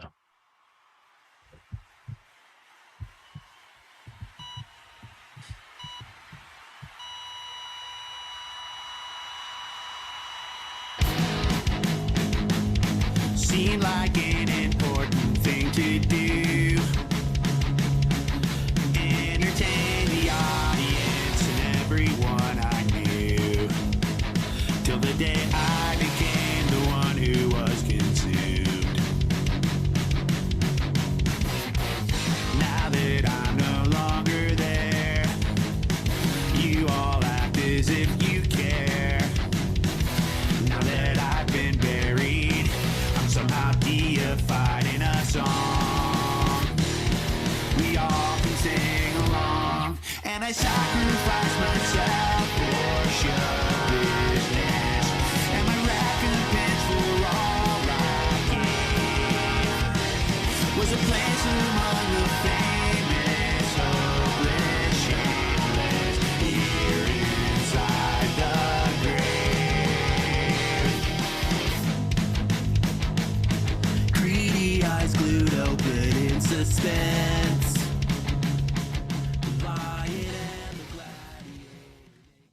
Little Steven on that second verse there. The Yeah. second verse, Steven coming in, which sounds really great. I love that sharing those Mhm, tag teaming those vocals.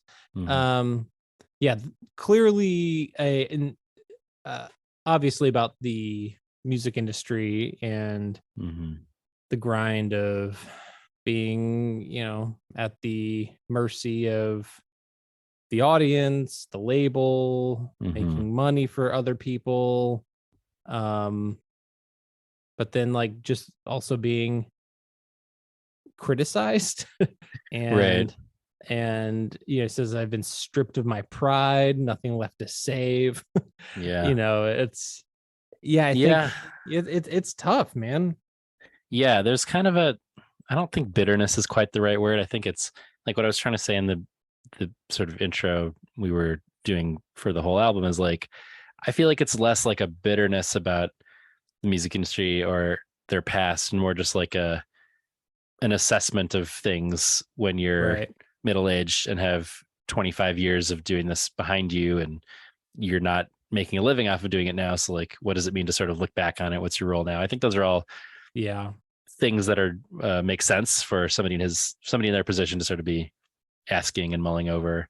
But yeah, there and maybe, you know, I feel like there's some allusions throughout to maybe people who were able to sort of make a living off of it, and maybe what compromises they had to make to do that, or what falling out there may have been with certain people along the way. But yeah, I don't know. It's an interesting one. It's not one of my favorites, but it, you know, I think it works. It's there's that. Oh Go man. ahead. But there's the fucking the BTB. We're the BTBs, man. That's you know, true, you that's got to true. talk about the big texture boys here. Mhm. Well, as I said at the beginning, all the layered harmonies and the structure of them too is just so interesting, and they're sure. they're so beautiful. But Yeah. I love the way the song ends, because it does sort of have this more drawn out repetition of the, you know, I sacrificed myself for show business, and it Mhm. sort of has just keeps going. And I sacrifice myself for show business, and my recompense for all I gave was a place among the famous. I think, talk about ambitious. I just think there's a lot of creativity and Yeah. thought that goes into something like Yeah. that. It's Totally. Yeah, and there's the heartbeat there. There's that interesting intro with like the noise of the adorning crowd with the heartbeat, then him flatlining. Yeah. That almost sounds like a metal album intro or something. Yeah. I don't know. It's certainly ambitious, and like I said, I'd rather listen to something that was like taking swings than just by the numbers, which Craig's Brother Right. never is. No. I think you're right that it's related to the last song in terms of, the last song's talking about sacrifices you make for show business success, maybe, and this is like, here it's a literal sacrifice he's making, like Since he's inside his grave. That's right. Yeah, I just think the expendability of musicians Yes. who make sacrifices. He's the one who was consumed by the putrefaction of trust. He hits that low note, bro. He does. Back to I feel like Steven hits it a little more easily, and maybe he wrote the music here. I don't know if we said that already. Ted wrote the lyrics, but I'm like, maybe he did that first, and then Ted was like, I mean, I can try, but consume. Anyway, yeah. There's a I don't know. There's a like sheen to Steven's voice, which I like, but Ted's, there's something about the sort of like rawness and roughness that gives it this unique scrappy quality. It sounds a little shittier, so I like it. Is that what you were trying to get me to say? Yes. But it does. It has a. You can't mistake Ted's voice, and I guess I just it makes it. I like when there are the different vocal harmonies, but I do feel like it highlights his unique vocal performance when somebody else sings on a Craig's Brother song, I guess is what I'm saying. I don't know. Yeah, well, it's also what I love about a lot of West Coast skate punk vocalists. You think of bands like Lagwagon and NoFX. They're not known for being like outstanding singers, right? But they fucking own what they do. Yeah. So, and I'd rather listen to an interesting voice than to a perfect voice. So yeah. I am curious about the lines. Now that I'm no longer there, you all act as if you care. Yeah. I'm wondering if that's about, is it about fans? Is it about former label mates or bands that they toured with, or people that like grew up listening to, like, maybe it could be about people like us that like, we listened to Craig's Brother, but like, we're like, where were we when the Insidious Lie came out? Right. Yeah. I don't know. Could be like, I don't know. Could be any number of things, I guess. Right. Yeah. There's like a, we're always like, oh, guys, you got a tour. Why aren't you like playing shows? And they're like, this is like a side hustle we do. Yeah, I know. In addition to our regular lives, we're like, come on, you got to do this. So like, we tried to make our living doing this. We'd love to do that, but the reality of the world is not that we can just tour whenever we want. But I know we all want them to. I know.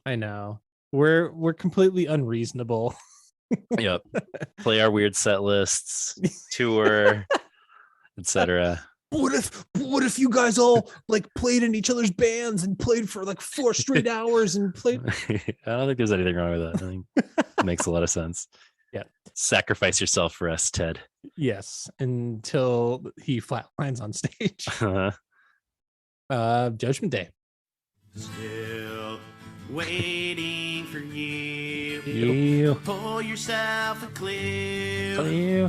As if out of some cavity, but all I see is poo. Boo, he said it. Your excuses are new, but so is your hairdo.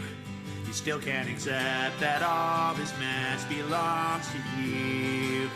Yeah. You're waiting for someone else to clean it up for you. You still can't accept that all this mess belongs to you. Even though it's true, I'm not here judging you, but I know you can offer so much more. And I've been there before, afraid of change and overwhelmed by shame. But you know that nothing ever stays the same. I'm still waiting for you. I guess I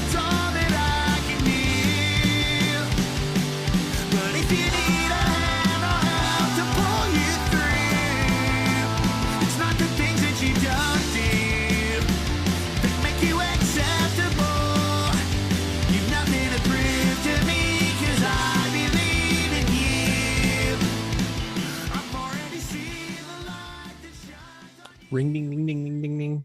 I think this one's really fun. Yep. This is a No Use for a Name song. Yeah, I can see that. It's got some I mean, it's got some Tony Sly things going on here.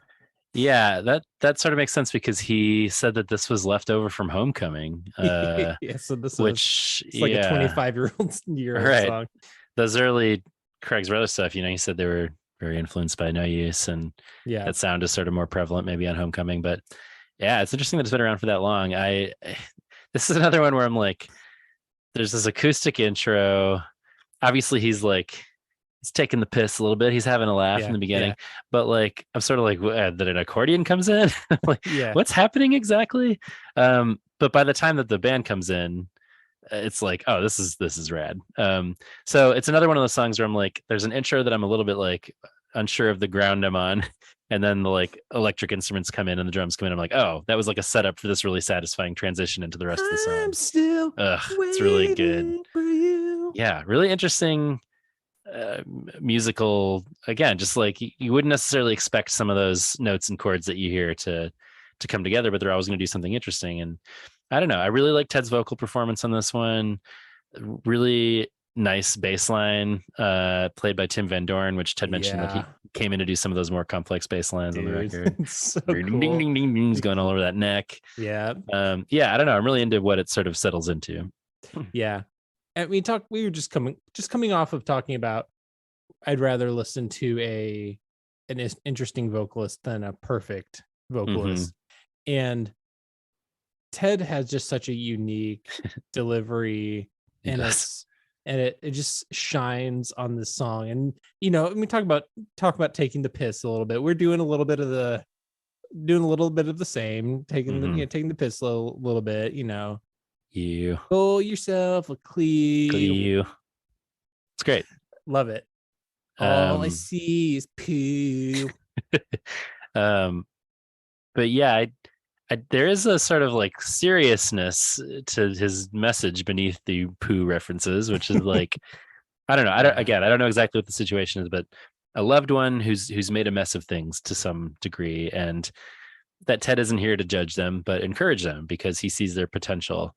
That sort of repeated refrain of, "You've nothing to prove to me because I believe in you." Like, that's a powerful idea. That's really, and it really does fall in line with what we heard during the Homecoming era. Yeah. So it makes sense. Yeah. That was kind of a theme in a number of those that for sure songs in that era. Yeah. I think songs about encouraging someone and seeing their potential isn't like not necessarily like a go-to punk choice, which just like speaks to the interesting lane they've always kind of had. You have nothing to prove to me because I believe in you. You don't have to justify the stupid things you do. Right. Yeah. I like it. Yep. You know what else I like?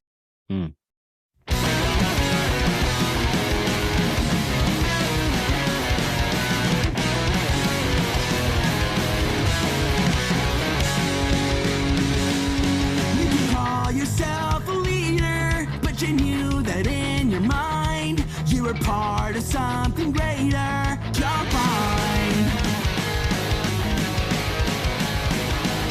felt the world lay on your shoulders. You were sound and you were light. Only one can voice your reasons besides pride. Fall, all the leaves will die. It's when you realize. Trust me, it's all been said. Trust me, I'm not mad. It's just me waiting for some semblance of our friendship back. We all knew that you're a dreamer. There was no denying that. God, this hits all the boxes, checks all the boxes for me. It has that No Use for a Name combined with like Newfound Glory kind of vibe going on. And I know you probably like this song the least because it's so poppy, but it is, and I knew this was the controversy song because we talked about how this song jumped out as the most different of all the songs on the Yes. record, but it jumps out to this song could be justified as my number 3. Okay. I like it that much. Yeah. And also because the chorus is so earwormy and It really so is. cool. Yeah. But yeah, man, but all the chord progressions throughout every part of it are so cool. Yeah. They're so good. I like how you're like arguing with me before I've said anything, but you know what I'm going to say. Fuck you, John. Preemptively, fuck you. Yeah, trust me, I am mad at your opinion. Well, you're right about everything you said. I don't know. I have complicated feelings about this one. This is the only song that Steven wrote the lyrics on, the music and lyrics by Steven here, and Tim Van Doren on lead vocals here. I don't know. The whole thing feels a little too poppy and polished for me. However, it's so catchy that I can't resist it. So like, I don't know.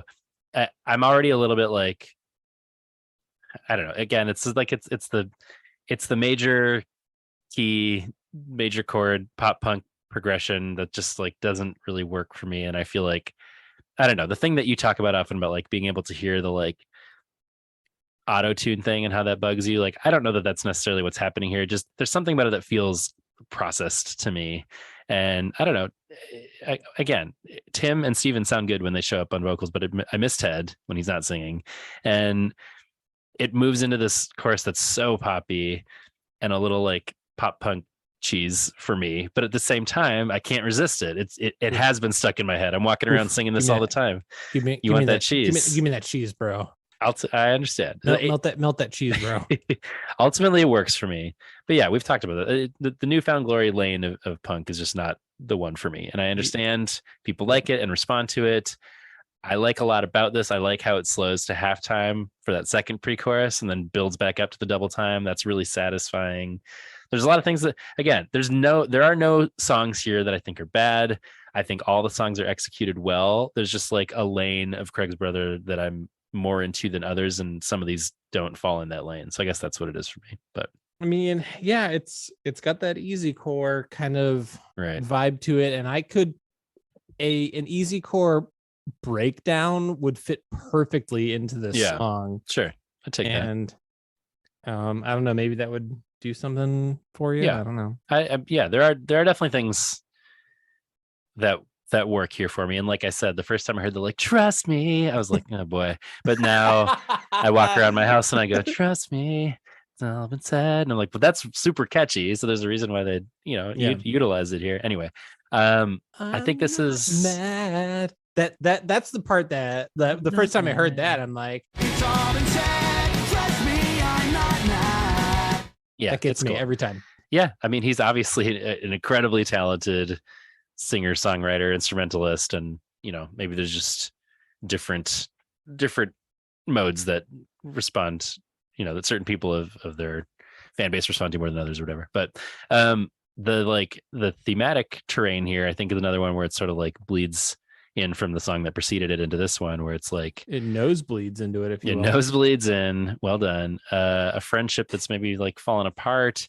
Another one that maybe feels like it's a former bandmate. Even he invokes convince yourself to fly. You had me sacrificed, which feels similar to the sacrifice and sort of the other themes on the record about the music business. But I don't know. Maybe I'm reading too much into it again, but it does feel like it's in keeping with the idea of like, when he says it's just me waiting for you, waving from the nosebleeds, that's another one that sort of suggests maybe like, is it a friend that's like gone on to find a level of success in doing music professionally? And I don't know. That's what I was wondering. Yeah. The only tickets they can get to the show are like the Taylor Swift tickets that I got. Oh, man, I did not get any, so I'll take your nosebleeds. Yeah. Well, yeah, we'll see, man. See what happens with maybe Ticketmaster will get broken up and oh my god, we'll all get tickets. Fuck them. Yeah. For the 3 tickets that we got, it was like $111 in fees. It's just it's outrageous, man. And that was after like shit like broke for like 6 hours, and it's like, Right. so what's the convenience fee that we're charging here? I know. It's all a mess. And if your band is playing a tour and all your friends can get now are nosebleeds, I understand. And it could be like, maybe the whole nosebleeds thing is a metaphor for a relationship or whatever, but it does feel like perhaps it's a literal sort of like, it's got to be weird being somebody who's been in music forever and like watching the different paths that there are for people who've been involved in music and the levels of success that people have and all that. So anyway. Yeah, it's hard to think like you go back to the For Emma Forever Ago days of Right. Bon Iver and being like, this guy's gonna work with Taylor Swift. People would be like, what the fuck you talking about? Right, yeah. That like- guy that recorded that lo-fi album in a cabin in the woods. Like, And then Taylor Swift's like, I can do cabin core. yeah. Yes, you can. I can wear flannel. Here for it. Yep. But for some people, she's earning the hate. I don't know. Hate is easily won, but it's rarely deserved by the underserved. My fate from day number one was the hated son, the worthless one, and I own it. I played my part. At first, I tried to fit in, I tried to pretend I was not the one they said I was destined to be. But now look at me, I'm the enemy, and I own it. My enmity, 'cause I earned it. An infamy, fulfilling fate, earning the hate I never deserved before. Today, in a terrible way, my name is great. Now that I've earned the hate, my prayer down in the mud, answered in blood on the freshman lawn. The song rules. Give me those claps, bro. Hell yeah. The dropout to just the bass and the hand claps. You can't resist that. Something that Scott Kerr told me at one point. He's like talking about how he's a sucker for hand claps. I'm just like, yeah, man. Absolutely. Hand claps fucking rule. I don't care how derivative they might sound, No. but throw them in there. Throw in the hand claps. I'm here for them. Sounds great. This is a top 3 contender for me. I like the song a lot. This is the music and lyrics by Ted One. I don't know. Again, it's like catchy, but I like the sort of minor chord progression of the melody here. There's like that later chorus that comes where everything drops out, but the rhythm guitar, and it's like ding ding ding ding ding. Yeah. I just think they're doing a lot of. It's a really satisfying one dynamically in the song, and nice guitar solo. Tim Van Dorn on lead guitar in the outro there. Just a really fun one. The album's namesake.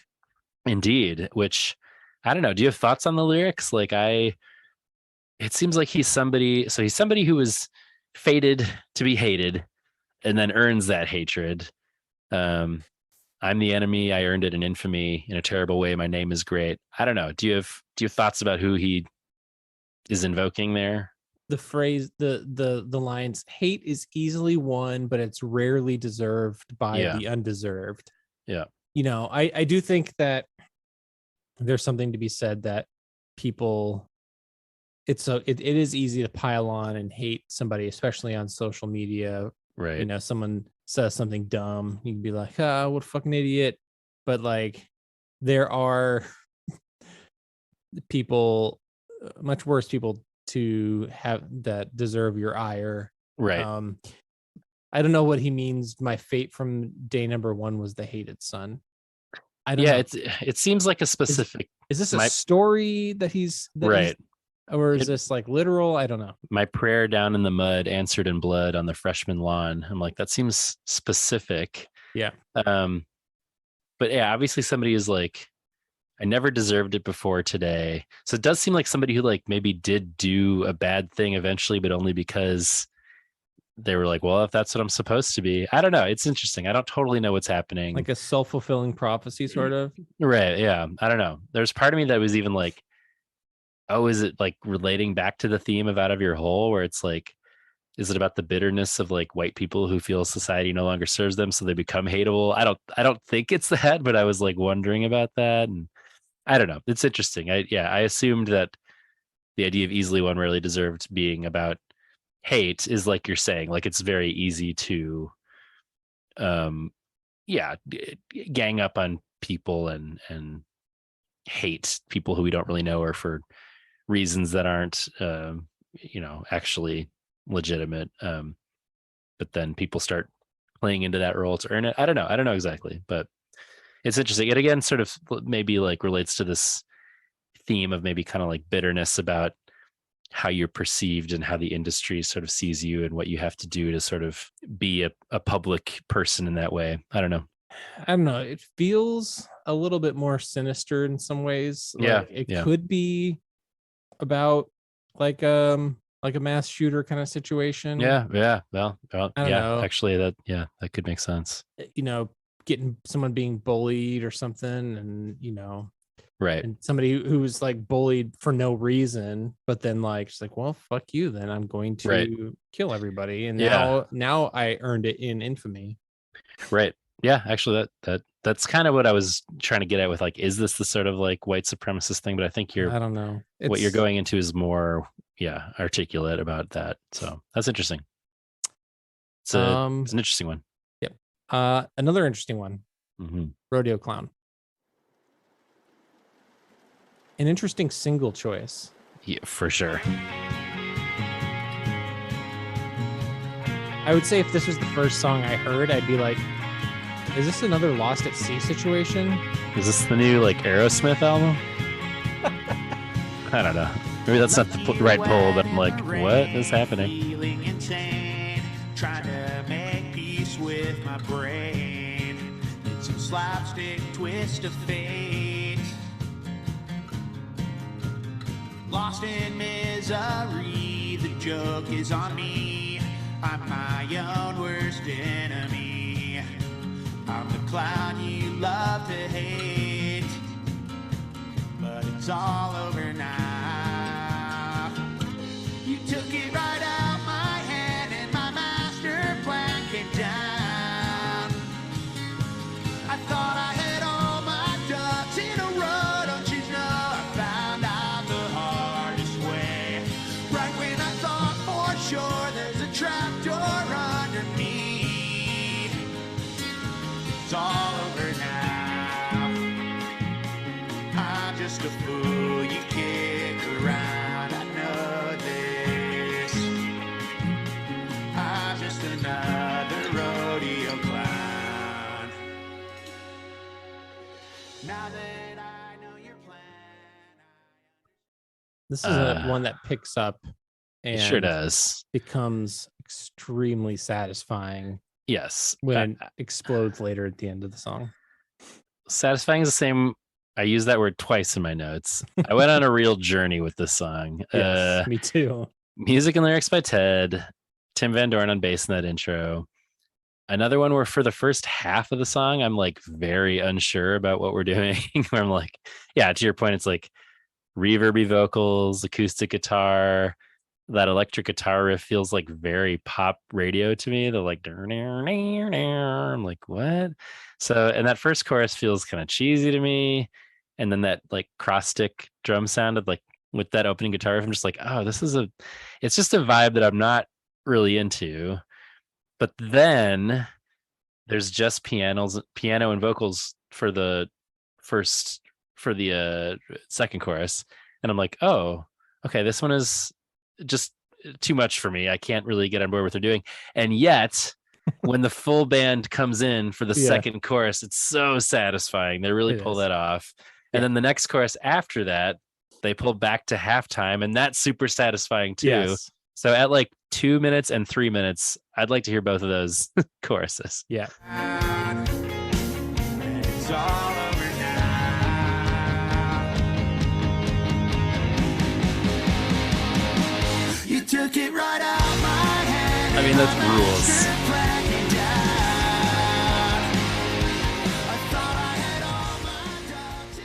When those vocals kick in, you're just Ugh. like, yes, put it in my ear holes. Every time I'm unsure on a song, I just need to trust Ted, because I'm like, trust where you're taking me on this long journey will be worth the payoff. But the like process of getting there, I'm always a little bit like, boy, they really took a turn on this one. But I'm like, but it's all this build up to this glorious moment where I'm like, oh, I'm on board with all of it now. yeah. So that, yeah, if we could hear the next chorus too at 3 minutes, I also like that one a lot. You took it right out my hand and my master plan came down. Ugh. I thought I had all my ducks in a row, don't you know? I found out the hardest way. Right when I thought for sure. It's really good. Then it goes back into Back to the double time. Yeah. Yeah, man, I don't know. I don't know what to think, but I like, maybe Aerosmith is the wrong pull, but you know what I'm saying. It's like a sound that I'm like, huh. But I'm like, by the end of it, they really do pull this thing off of like, they've never done anything like this. And it's very, I don't know. Is it like, this is what I feel like. I feel like this is what Lost at Sea could have been if it were mixed correctly. Yeah. I think that's you fair. know, because this is it feels it's sort like of a Lost epic like that way. Yeah, it does feel like a very produced, like lots Right. of instrumentation, very grand, and would fit on an album like Lost at Sea. But it sounds fucking great. It which does. is what we said a billion times about Lost at Sea. It's like, man, we like so many of these songs. Yeah, they just need a different treatment. They need the Ted and the Stephen Neufeld and the Tim Van Doren treatment. Yeah. No, I there's, like I said, no song here where like eventually I'm not won over by it, even if like I'm initially a little taken aback by it. So I'd rather go on an unexpected journey than just 10 songs that are straight ahead punk bangers. Even if I would have liked that, I'm like, I want to hear this kind of stuff from them where they're really trying something big. I think it's really interesting. So I get why this was a single, in the sense of like, this is our sort of, this could be like a radio hit in certain, I don't know, timelines.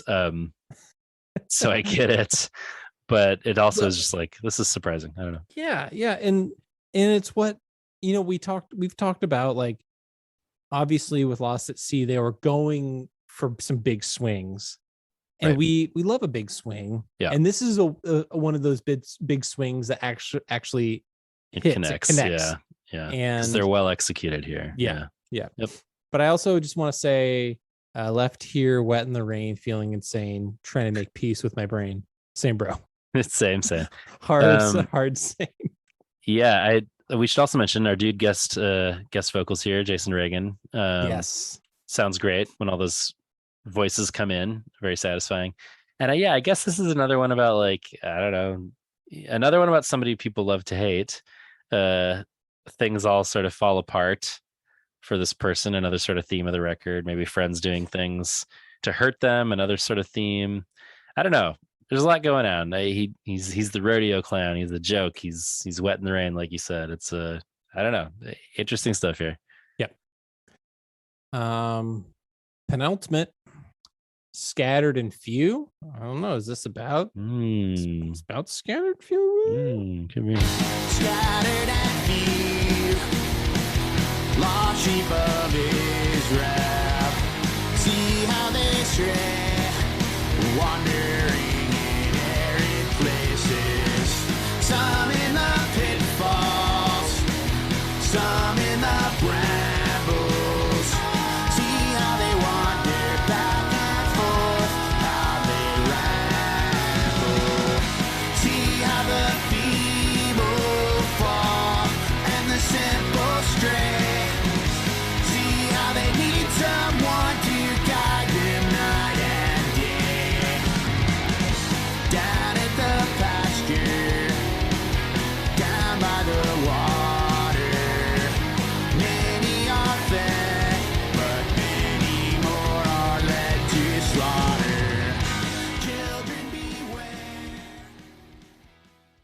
This is way up there for me, definitely in my top 5. And this is actually the one that I thought maybe you were wavering on potentially being your number 3, not because of anything we've heard yet, but because of where the song goes eventually. Some great whoa gang vocals come in. So yeah, I like this one a lot. I think it's a great chord progression. The harmonies on top of it sound great, but it also has a hard edge to it. This is the music and lyrics by Ted. And yeah, I'm such a sucker for the last minute or so of the song where it's like the whoa gang vocals. Yeah. But then it's like goes into this like piano riff, where it's like, what is this? Clocks by Coldplay here? Who is it? What is this? Is this Coldplay? Is this fucking Chris Martin? Chris Martin playing clocks? Fucking is gonna like X and Y? Is it fucking Viva la fucking Coldplay? Viva la vida. So maybe we could hear some of that ending there with the piano and the gang vocals and all that.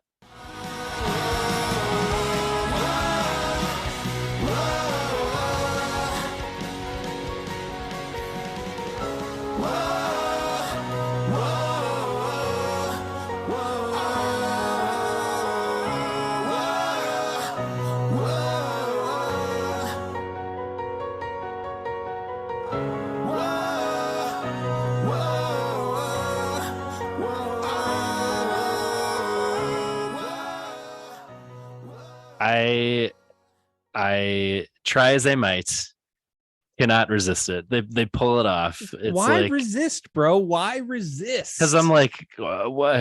Coldplay? What are we doing? Dude, But look, in defense of Coldplay, Parachutes and A Rush of Blood to the Head. Yeah, fucking. I'm totally with records. you. I totally agree. I love those albums. I have nothing wrong with Coldplay. I'm just like, I didn't expect the song with whoa gang vocals to abruptly turn into like, lights go out in the campus stars, time that I try. It's just like, but it's great. They pull it off. It's ambitious. It feels like this should be the ending song. Like when I was listening to it the first time, I was like, oh, this must be where the album ends. And then I looked up and like, oh, they have another album, and it makes sense why the next song is actually the closer. But I'm like, I already loved the song. I love the gang vocals, and then it like goes into this piano thing that at first I'm like, again, surprised by, but like I'm so satisfied by it. So I don't know. I just really like, again, the ambition here, the big swing they're taking. Yeah. And to your point, scattered and few. It's clearly like a notion that maybe bands from the sort of Christian punk world find resonance in, of like this idea that repeats in the Hebrew Bible about God scattering Israel among the people and only a few surviving among the nations, or a few scattered few returning. Like, I think as that's applied here, it's sort of about like wolves in sheep's clothing, right? Like, yes. Which could obviously apply to a lot of things right now. Yep. Like, again, the idea of like false leaders. Is it Trumpism among evangelical? Is it those who use their power maliciously within the church? I don't know exactly who there could be any number of candidates for that, but I don't know. What do you think? Yeah, it's the reality is that, and unfortunately, this could be applied to right too many within the evangelical world, which is a bummer. It is, but it feels like I like a culminating punk anthem on that topic with a crescendo of whoa. Love it, and then that drops out just the piano. It's great. I don't know. Yep. This song really, really works for me. So, and talking about, we've been going on and on about all the big swings and trying new things. Nothing is more evident on this record than trying something big and new than on closing track. Ghost. Another blues band.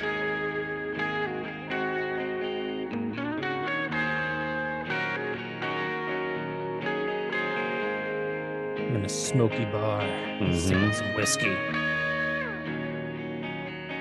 A lady walks in. She's not from around here. Looking back, I should have seen the clues behind the drugs and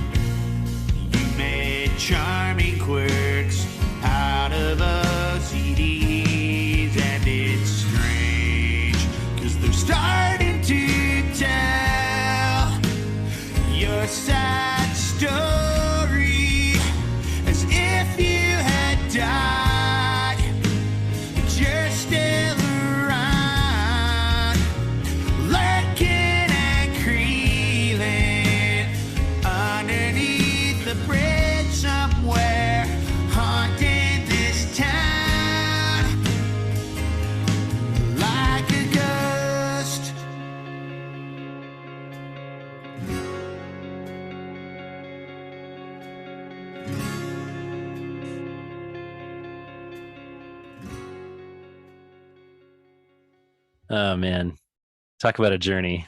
This Yeah. this song is so Lurking and creeling, bro. okay. This is another Ted's vocab corner. What is creeling? Is creeling a word? I don't know. I don't I know. googled it and could find no evidence for creeling. So Ted, tell us about creeling. Yeah. Let's see. I mean, creel is like a fishnet thing, like a catching a fish. I think a catching wicker creel. work basket used for carrying fish. Yeah. Okay. So Does that apply to this? So I'm like, I mean, if you're Lurking under a and fish bridge, basketing. if you, are I you guess like you're catching fish down there. I guess you're, I don't know, you Smeagol, you're Gollum, you're lurking and creeling with a basket trying to catch fish under a bridge.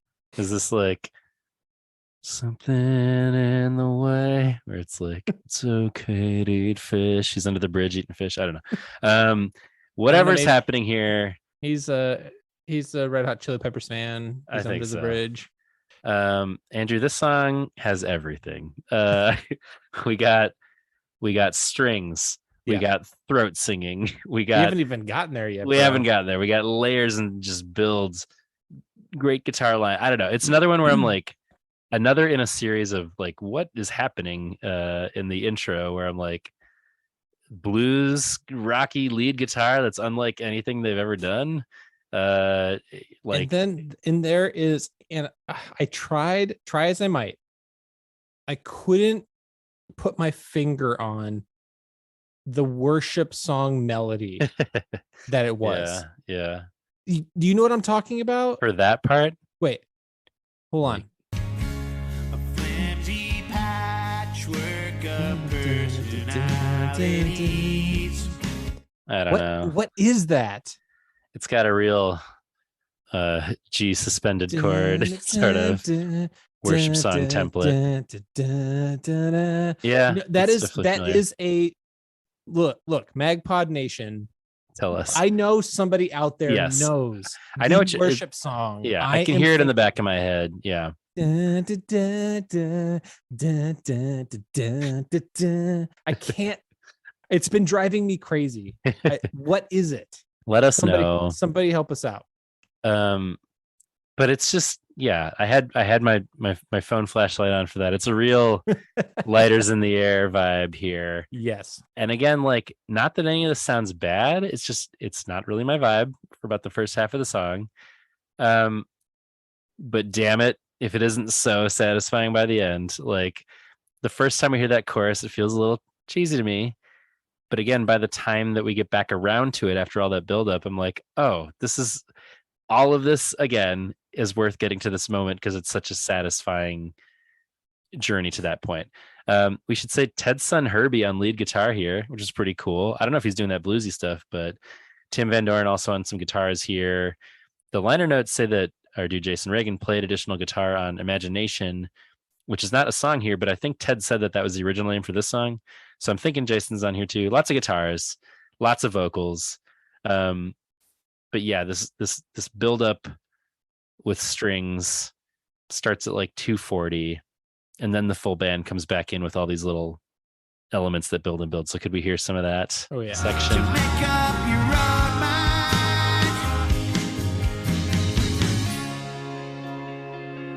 Ooh. You know you're about to give in. Everybody prepare your body. Yep.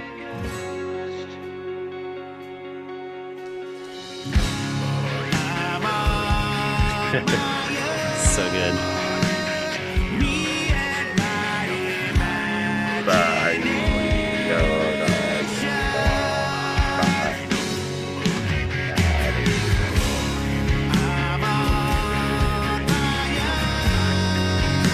We got to get that guitar part on top of it that comes in.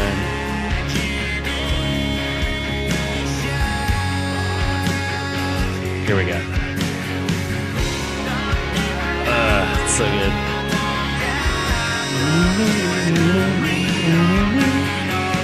It's so good. It's so good, man. This is like the best of things that I loved about 90s pop rock. Yeah. because this song has a lot of the elements that I loved about certain pop rock bands of the late 80s and 90s. They didn't have throat singing, bro. No, but this, and I I know what you mean, mean, though, yeah. I mean this in the, I don't know if Ted would take this as a compliment, but like this is like giving me like Toad the Wet Sprocket vibes. Sure. Yeah. And I can see that. And I'm down with some Toad the Wet Sprocket. But yeah, I dig this. I dig it. There's like a baroqueness to it that is like not so cool, man. I like when I was like, so where'd you get those throat singers? And he was like, like he just went into it. I was like, oh shit. Shit, it's fucking Ted, bro. Just that, yeah, that buildup of the like layers, that great guitar line, the with the different vocal parts coming in, the strings again. It's just so irresistible. By the end, I'm so into it, and it feels like a great closer to the album. Yeah, I'd talk about a big swing, man. I don't know, like it's another one that for the first, half or so, I'm kind of like, not sure if I can follow you here, but then by the end of it, I'm like, oh, this is amazing. Like, this is great. So I don't know.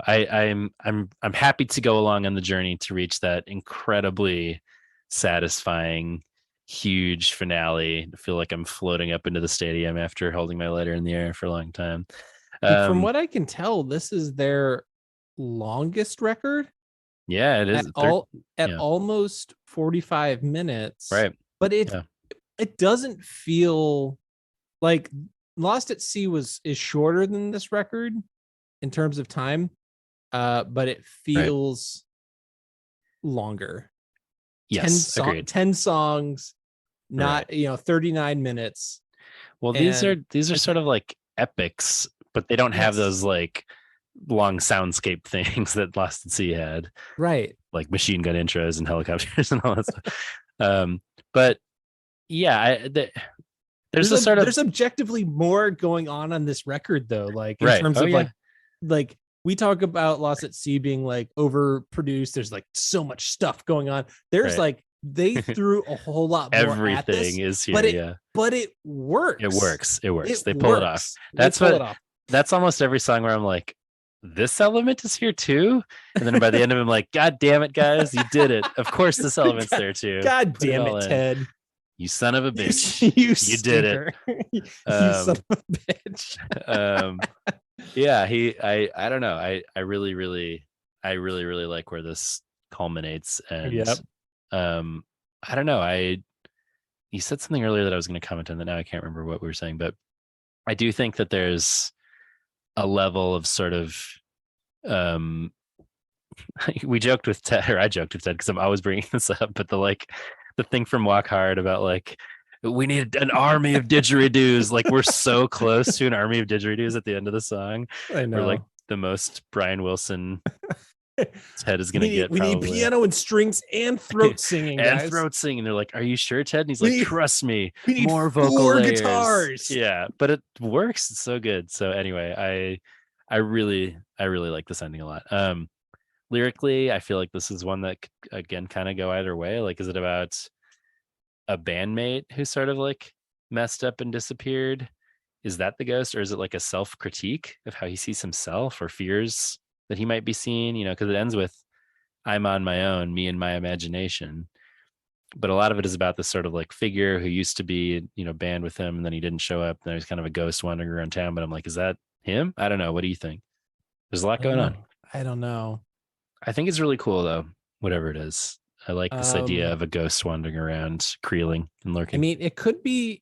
I mean, Ted talked about like how before he, went through his divorce that he was doing a lot of drinking. This could be the ghost. Could be the ghost of Ted past. Yeah, that's interesting. I like that. Looking back, I should have seen the clues behind the drugs and the alcohol abuse.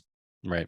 You made charming quirks out of OCDs. Yeah, and maybe he was. This is a part of past him, and there's like but you're still around. So there's that part of Ted that maybe it's still around. Yeah. Lurking and creeling.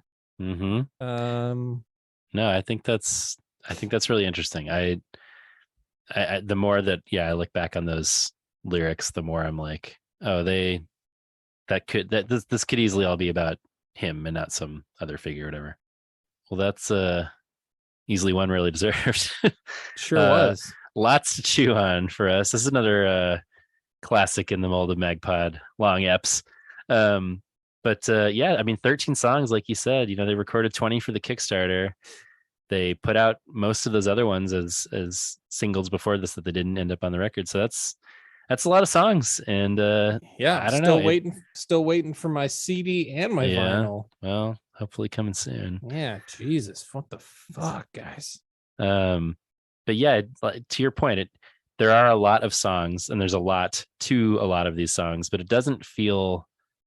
I've listened to this a lot over the last few weeks to really settle into what I think about it, and I never got sick of it. I never am like, this is too long. Like, I don't, even if there's a few songs that aren't totally for me, I wouldn't. There aren't any of them like we could have lost this one. Like, it feels satisfying as an amount of songs and as a cohesive piece. So anyway, Craig's bro, Ted and Steven, proud of you guys. I think you should feel. Tim also, of course, but I don't know him, but I wish him all the best. He's off Creeling somewhere. He's probably Creeling. He's Creeling around Europe. Where is he? Canadian? European? I can't remember what he said. I thought he's somewhere in Europe. Yeah, sure. But yeah, we've been waiting a long time for this record. We've been waiting a while too. It's been a while to talk about it now too, and I'm really glad to have this as part of the Craig's Brother repertoire. I want to see them live, please. Yeah, and I want them to keep going. So, enjoyed this discussion. Enjoyed digging back into the brother for these couple episodes here. Let us know what you think about this record. Very eager to hear people's thoughts at Magnified Pod on Instagram, Facebook, and Twitter. Follow and subscribe to the pod if you haven't already, and give us a rating or a review. We'll read your review on the show. Email us at magnifiedpod@gmail.com. You can leave us a voicemail at 872-762-4763, 8727-MAGPOD. And support us over on the Patreon, patreon.com/magnifiedpod. Get in on that Discord, compare our different InstaFest lineups and Spotify Wraps and all that. Pick up some new season 4 merch at magnifiedpod.storeenvy.com. Thanks to Small Step Records for sponsoring us. Go to smallsteprecords.com to learn more. And thanks to Shadow Producer Jason and Bruno at Unoriginal Vinyl for our artwork. Well, I think I hear the voice of the spirit begging us to shut the fuck up. We'll be back to try to make you go astray next week when we'll discuss David Bazan's Dark Sacred Night.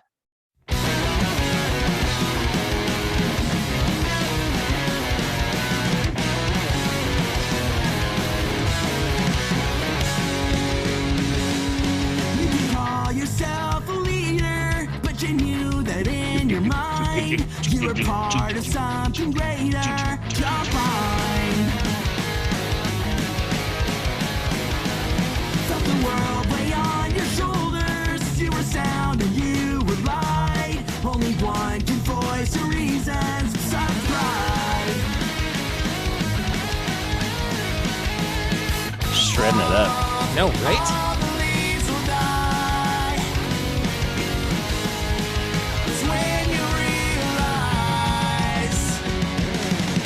Trust me, it's all been said. Trust me, I'm not mad. It's just me waiting for some semblance of our friendship back. We all knew that you're a It's pretty catchy, man. Dude, it's fucking catchy as shit. Here I am at the end of the episode. Is Nosebleeds my number 3? I don't know. No, I'm got to stick with Imposter Syndrome. With it. All right. But who is doing? Is that all Steven on guitar for Nosebleeds, or is Tim Van Doorn doing any of that? Because he does it only says lead guitar by Tim Van Doorn on Putrefaction and Earning the Hate. Yeah, I mean Tim does the guest lead vocals, but I think that's all Steven shredding it up. Steven just shredding like a motherfucker. Shred master. I know, man. That's I mean, he had some big shoes to fill for shreddiness, but yeah, he stepped up to the plate and he's lurking and creeling. I've always said that Steven is a big Krillin. Big Kriller. Hearing He's the a way he BCB. shreds. Big Krillin boy. For more shows like this one, visit rockcandyrecordings.com.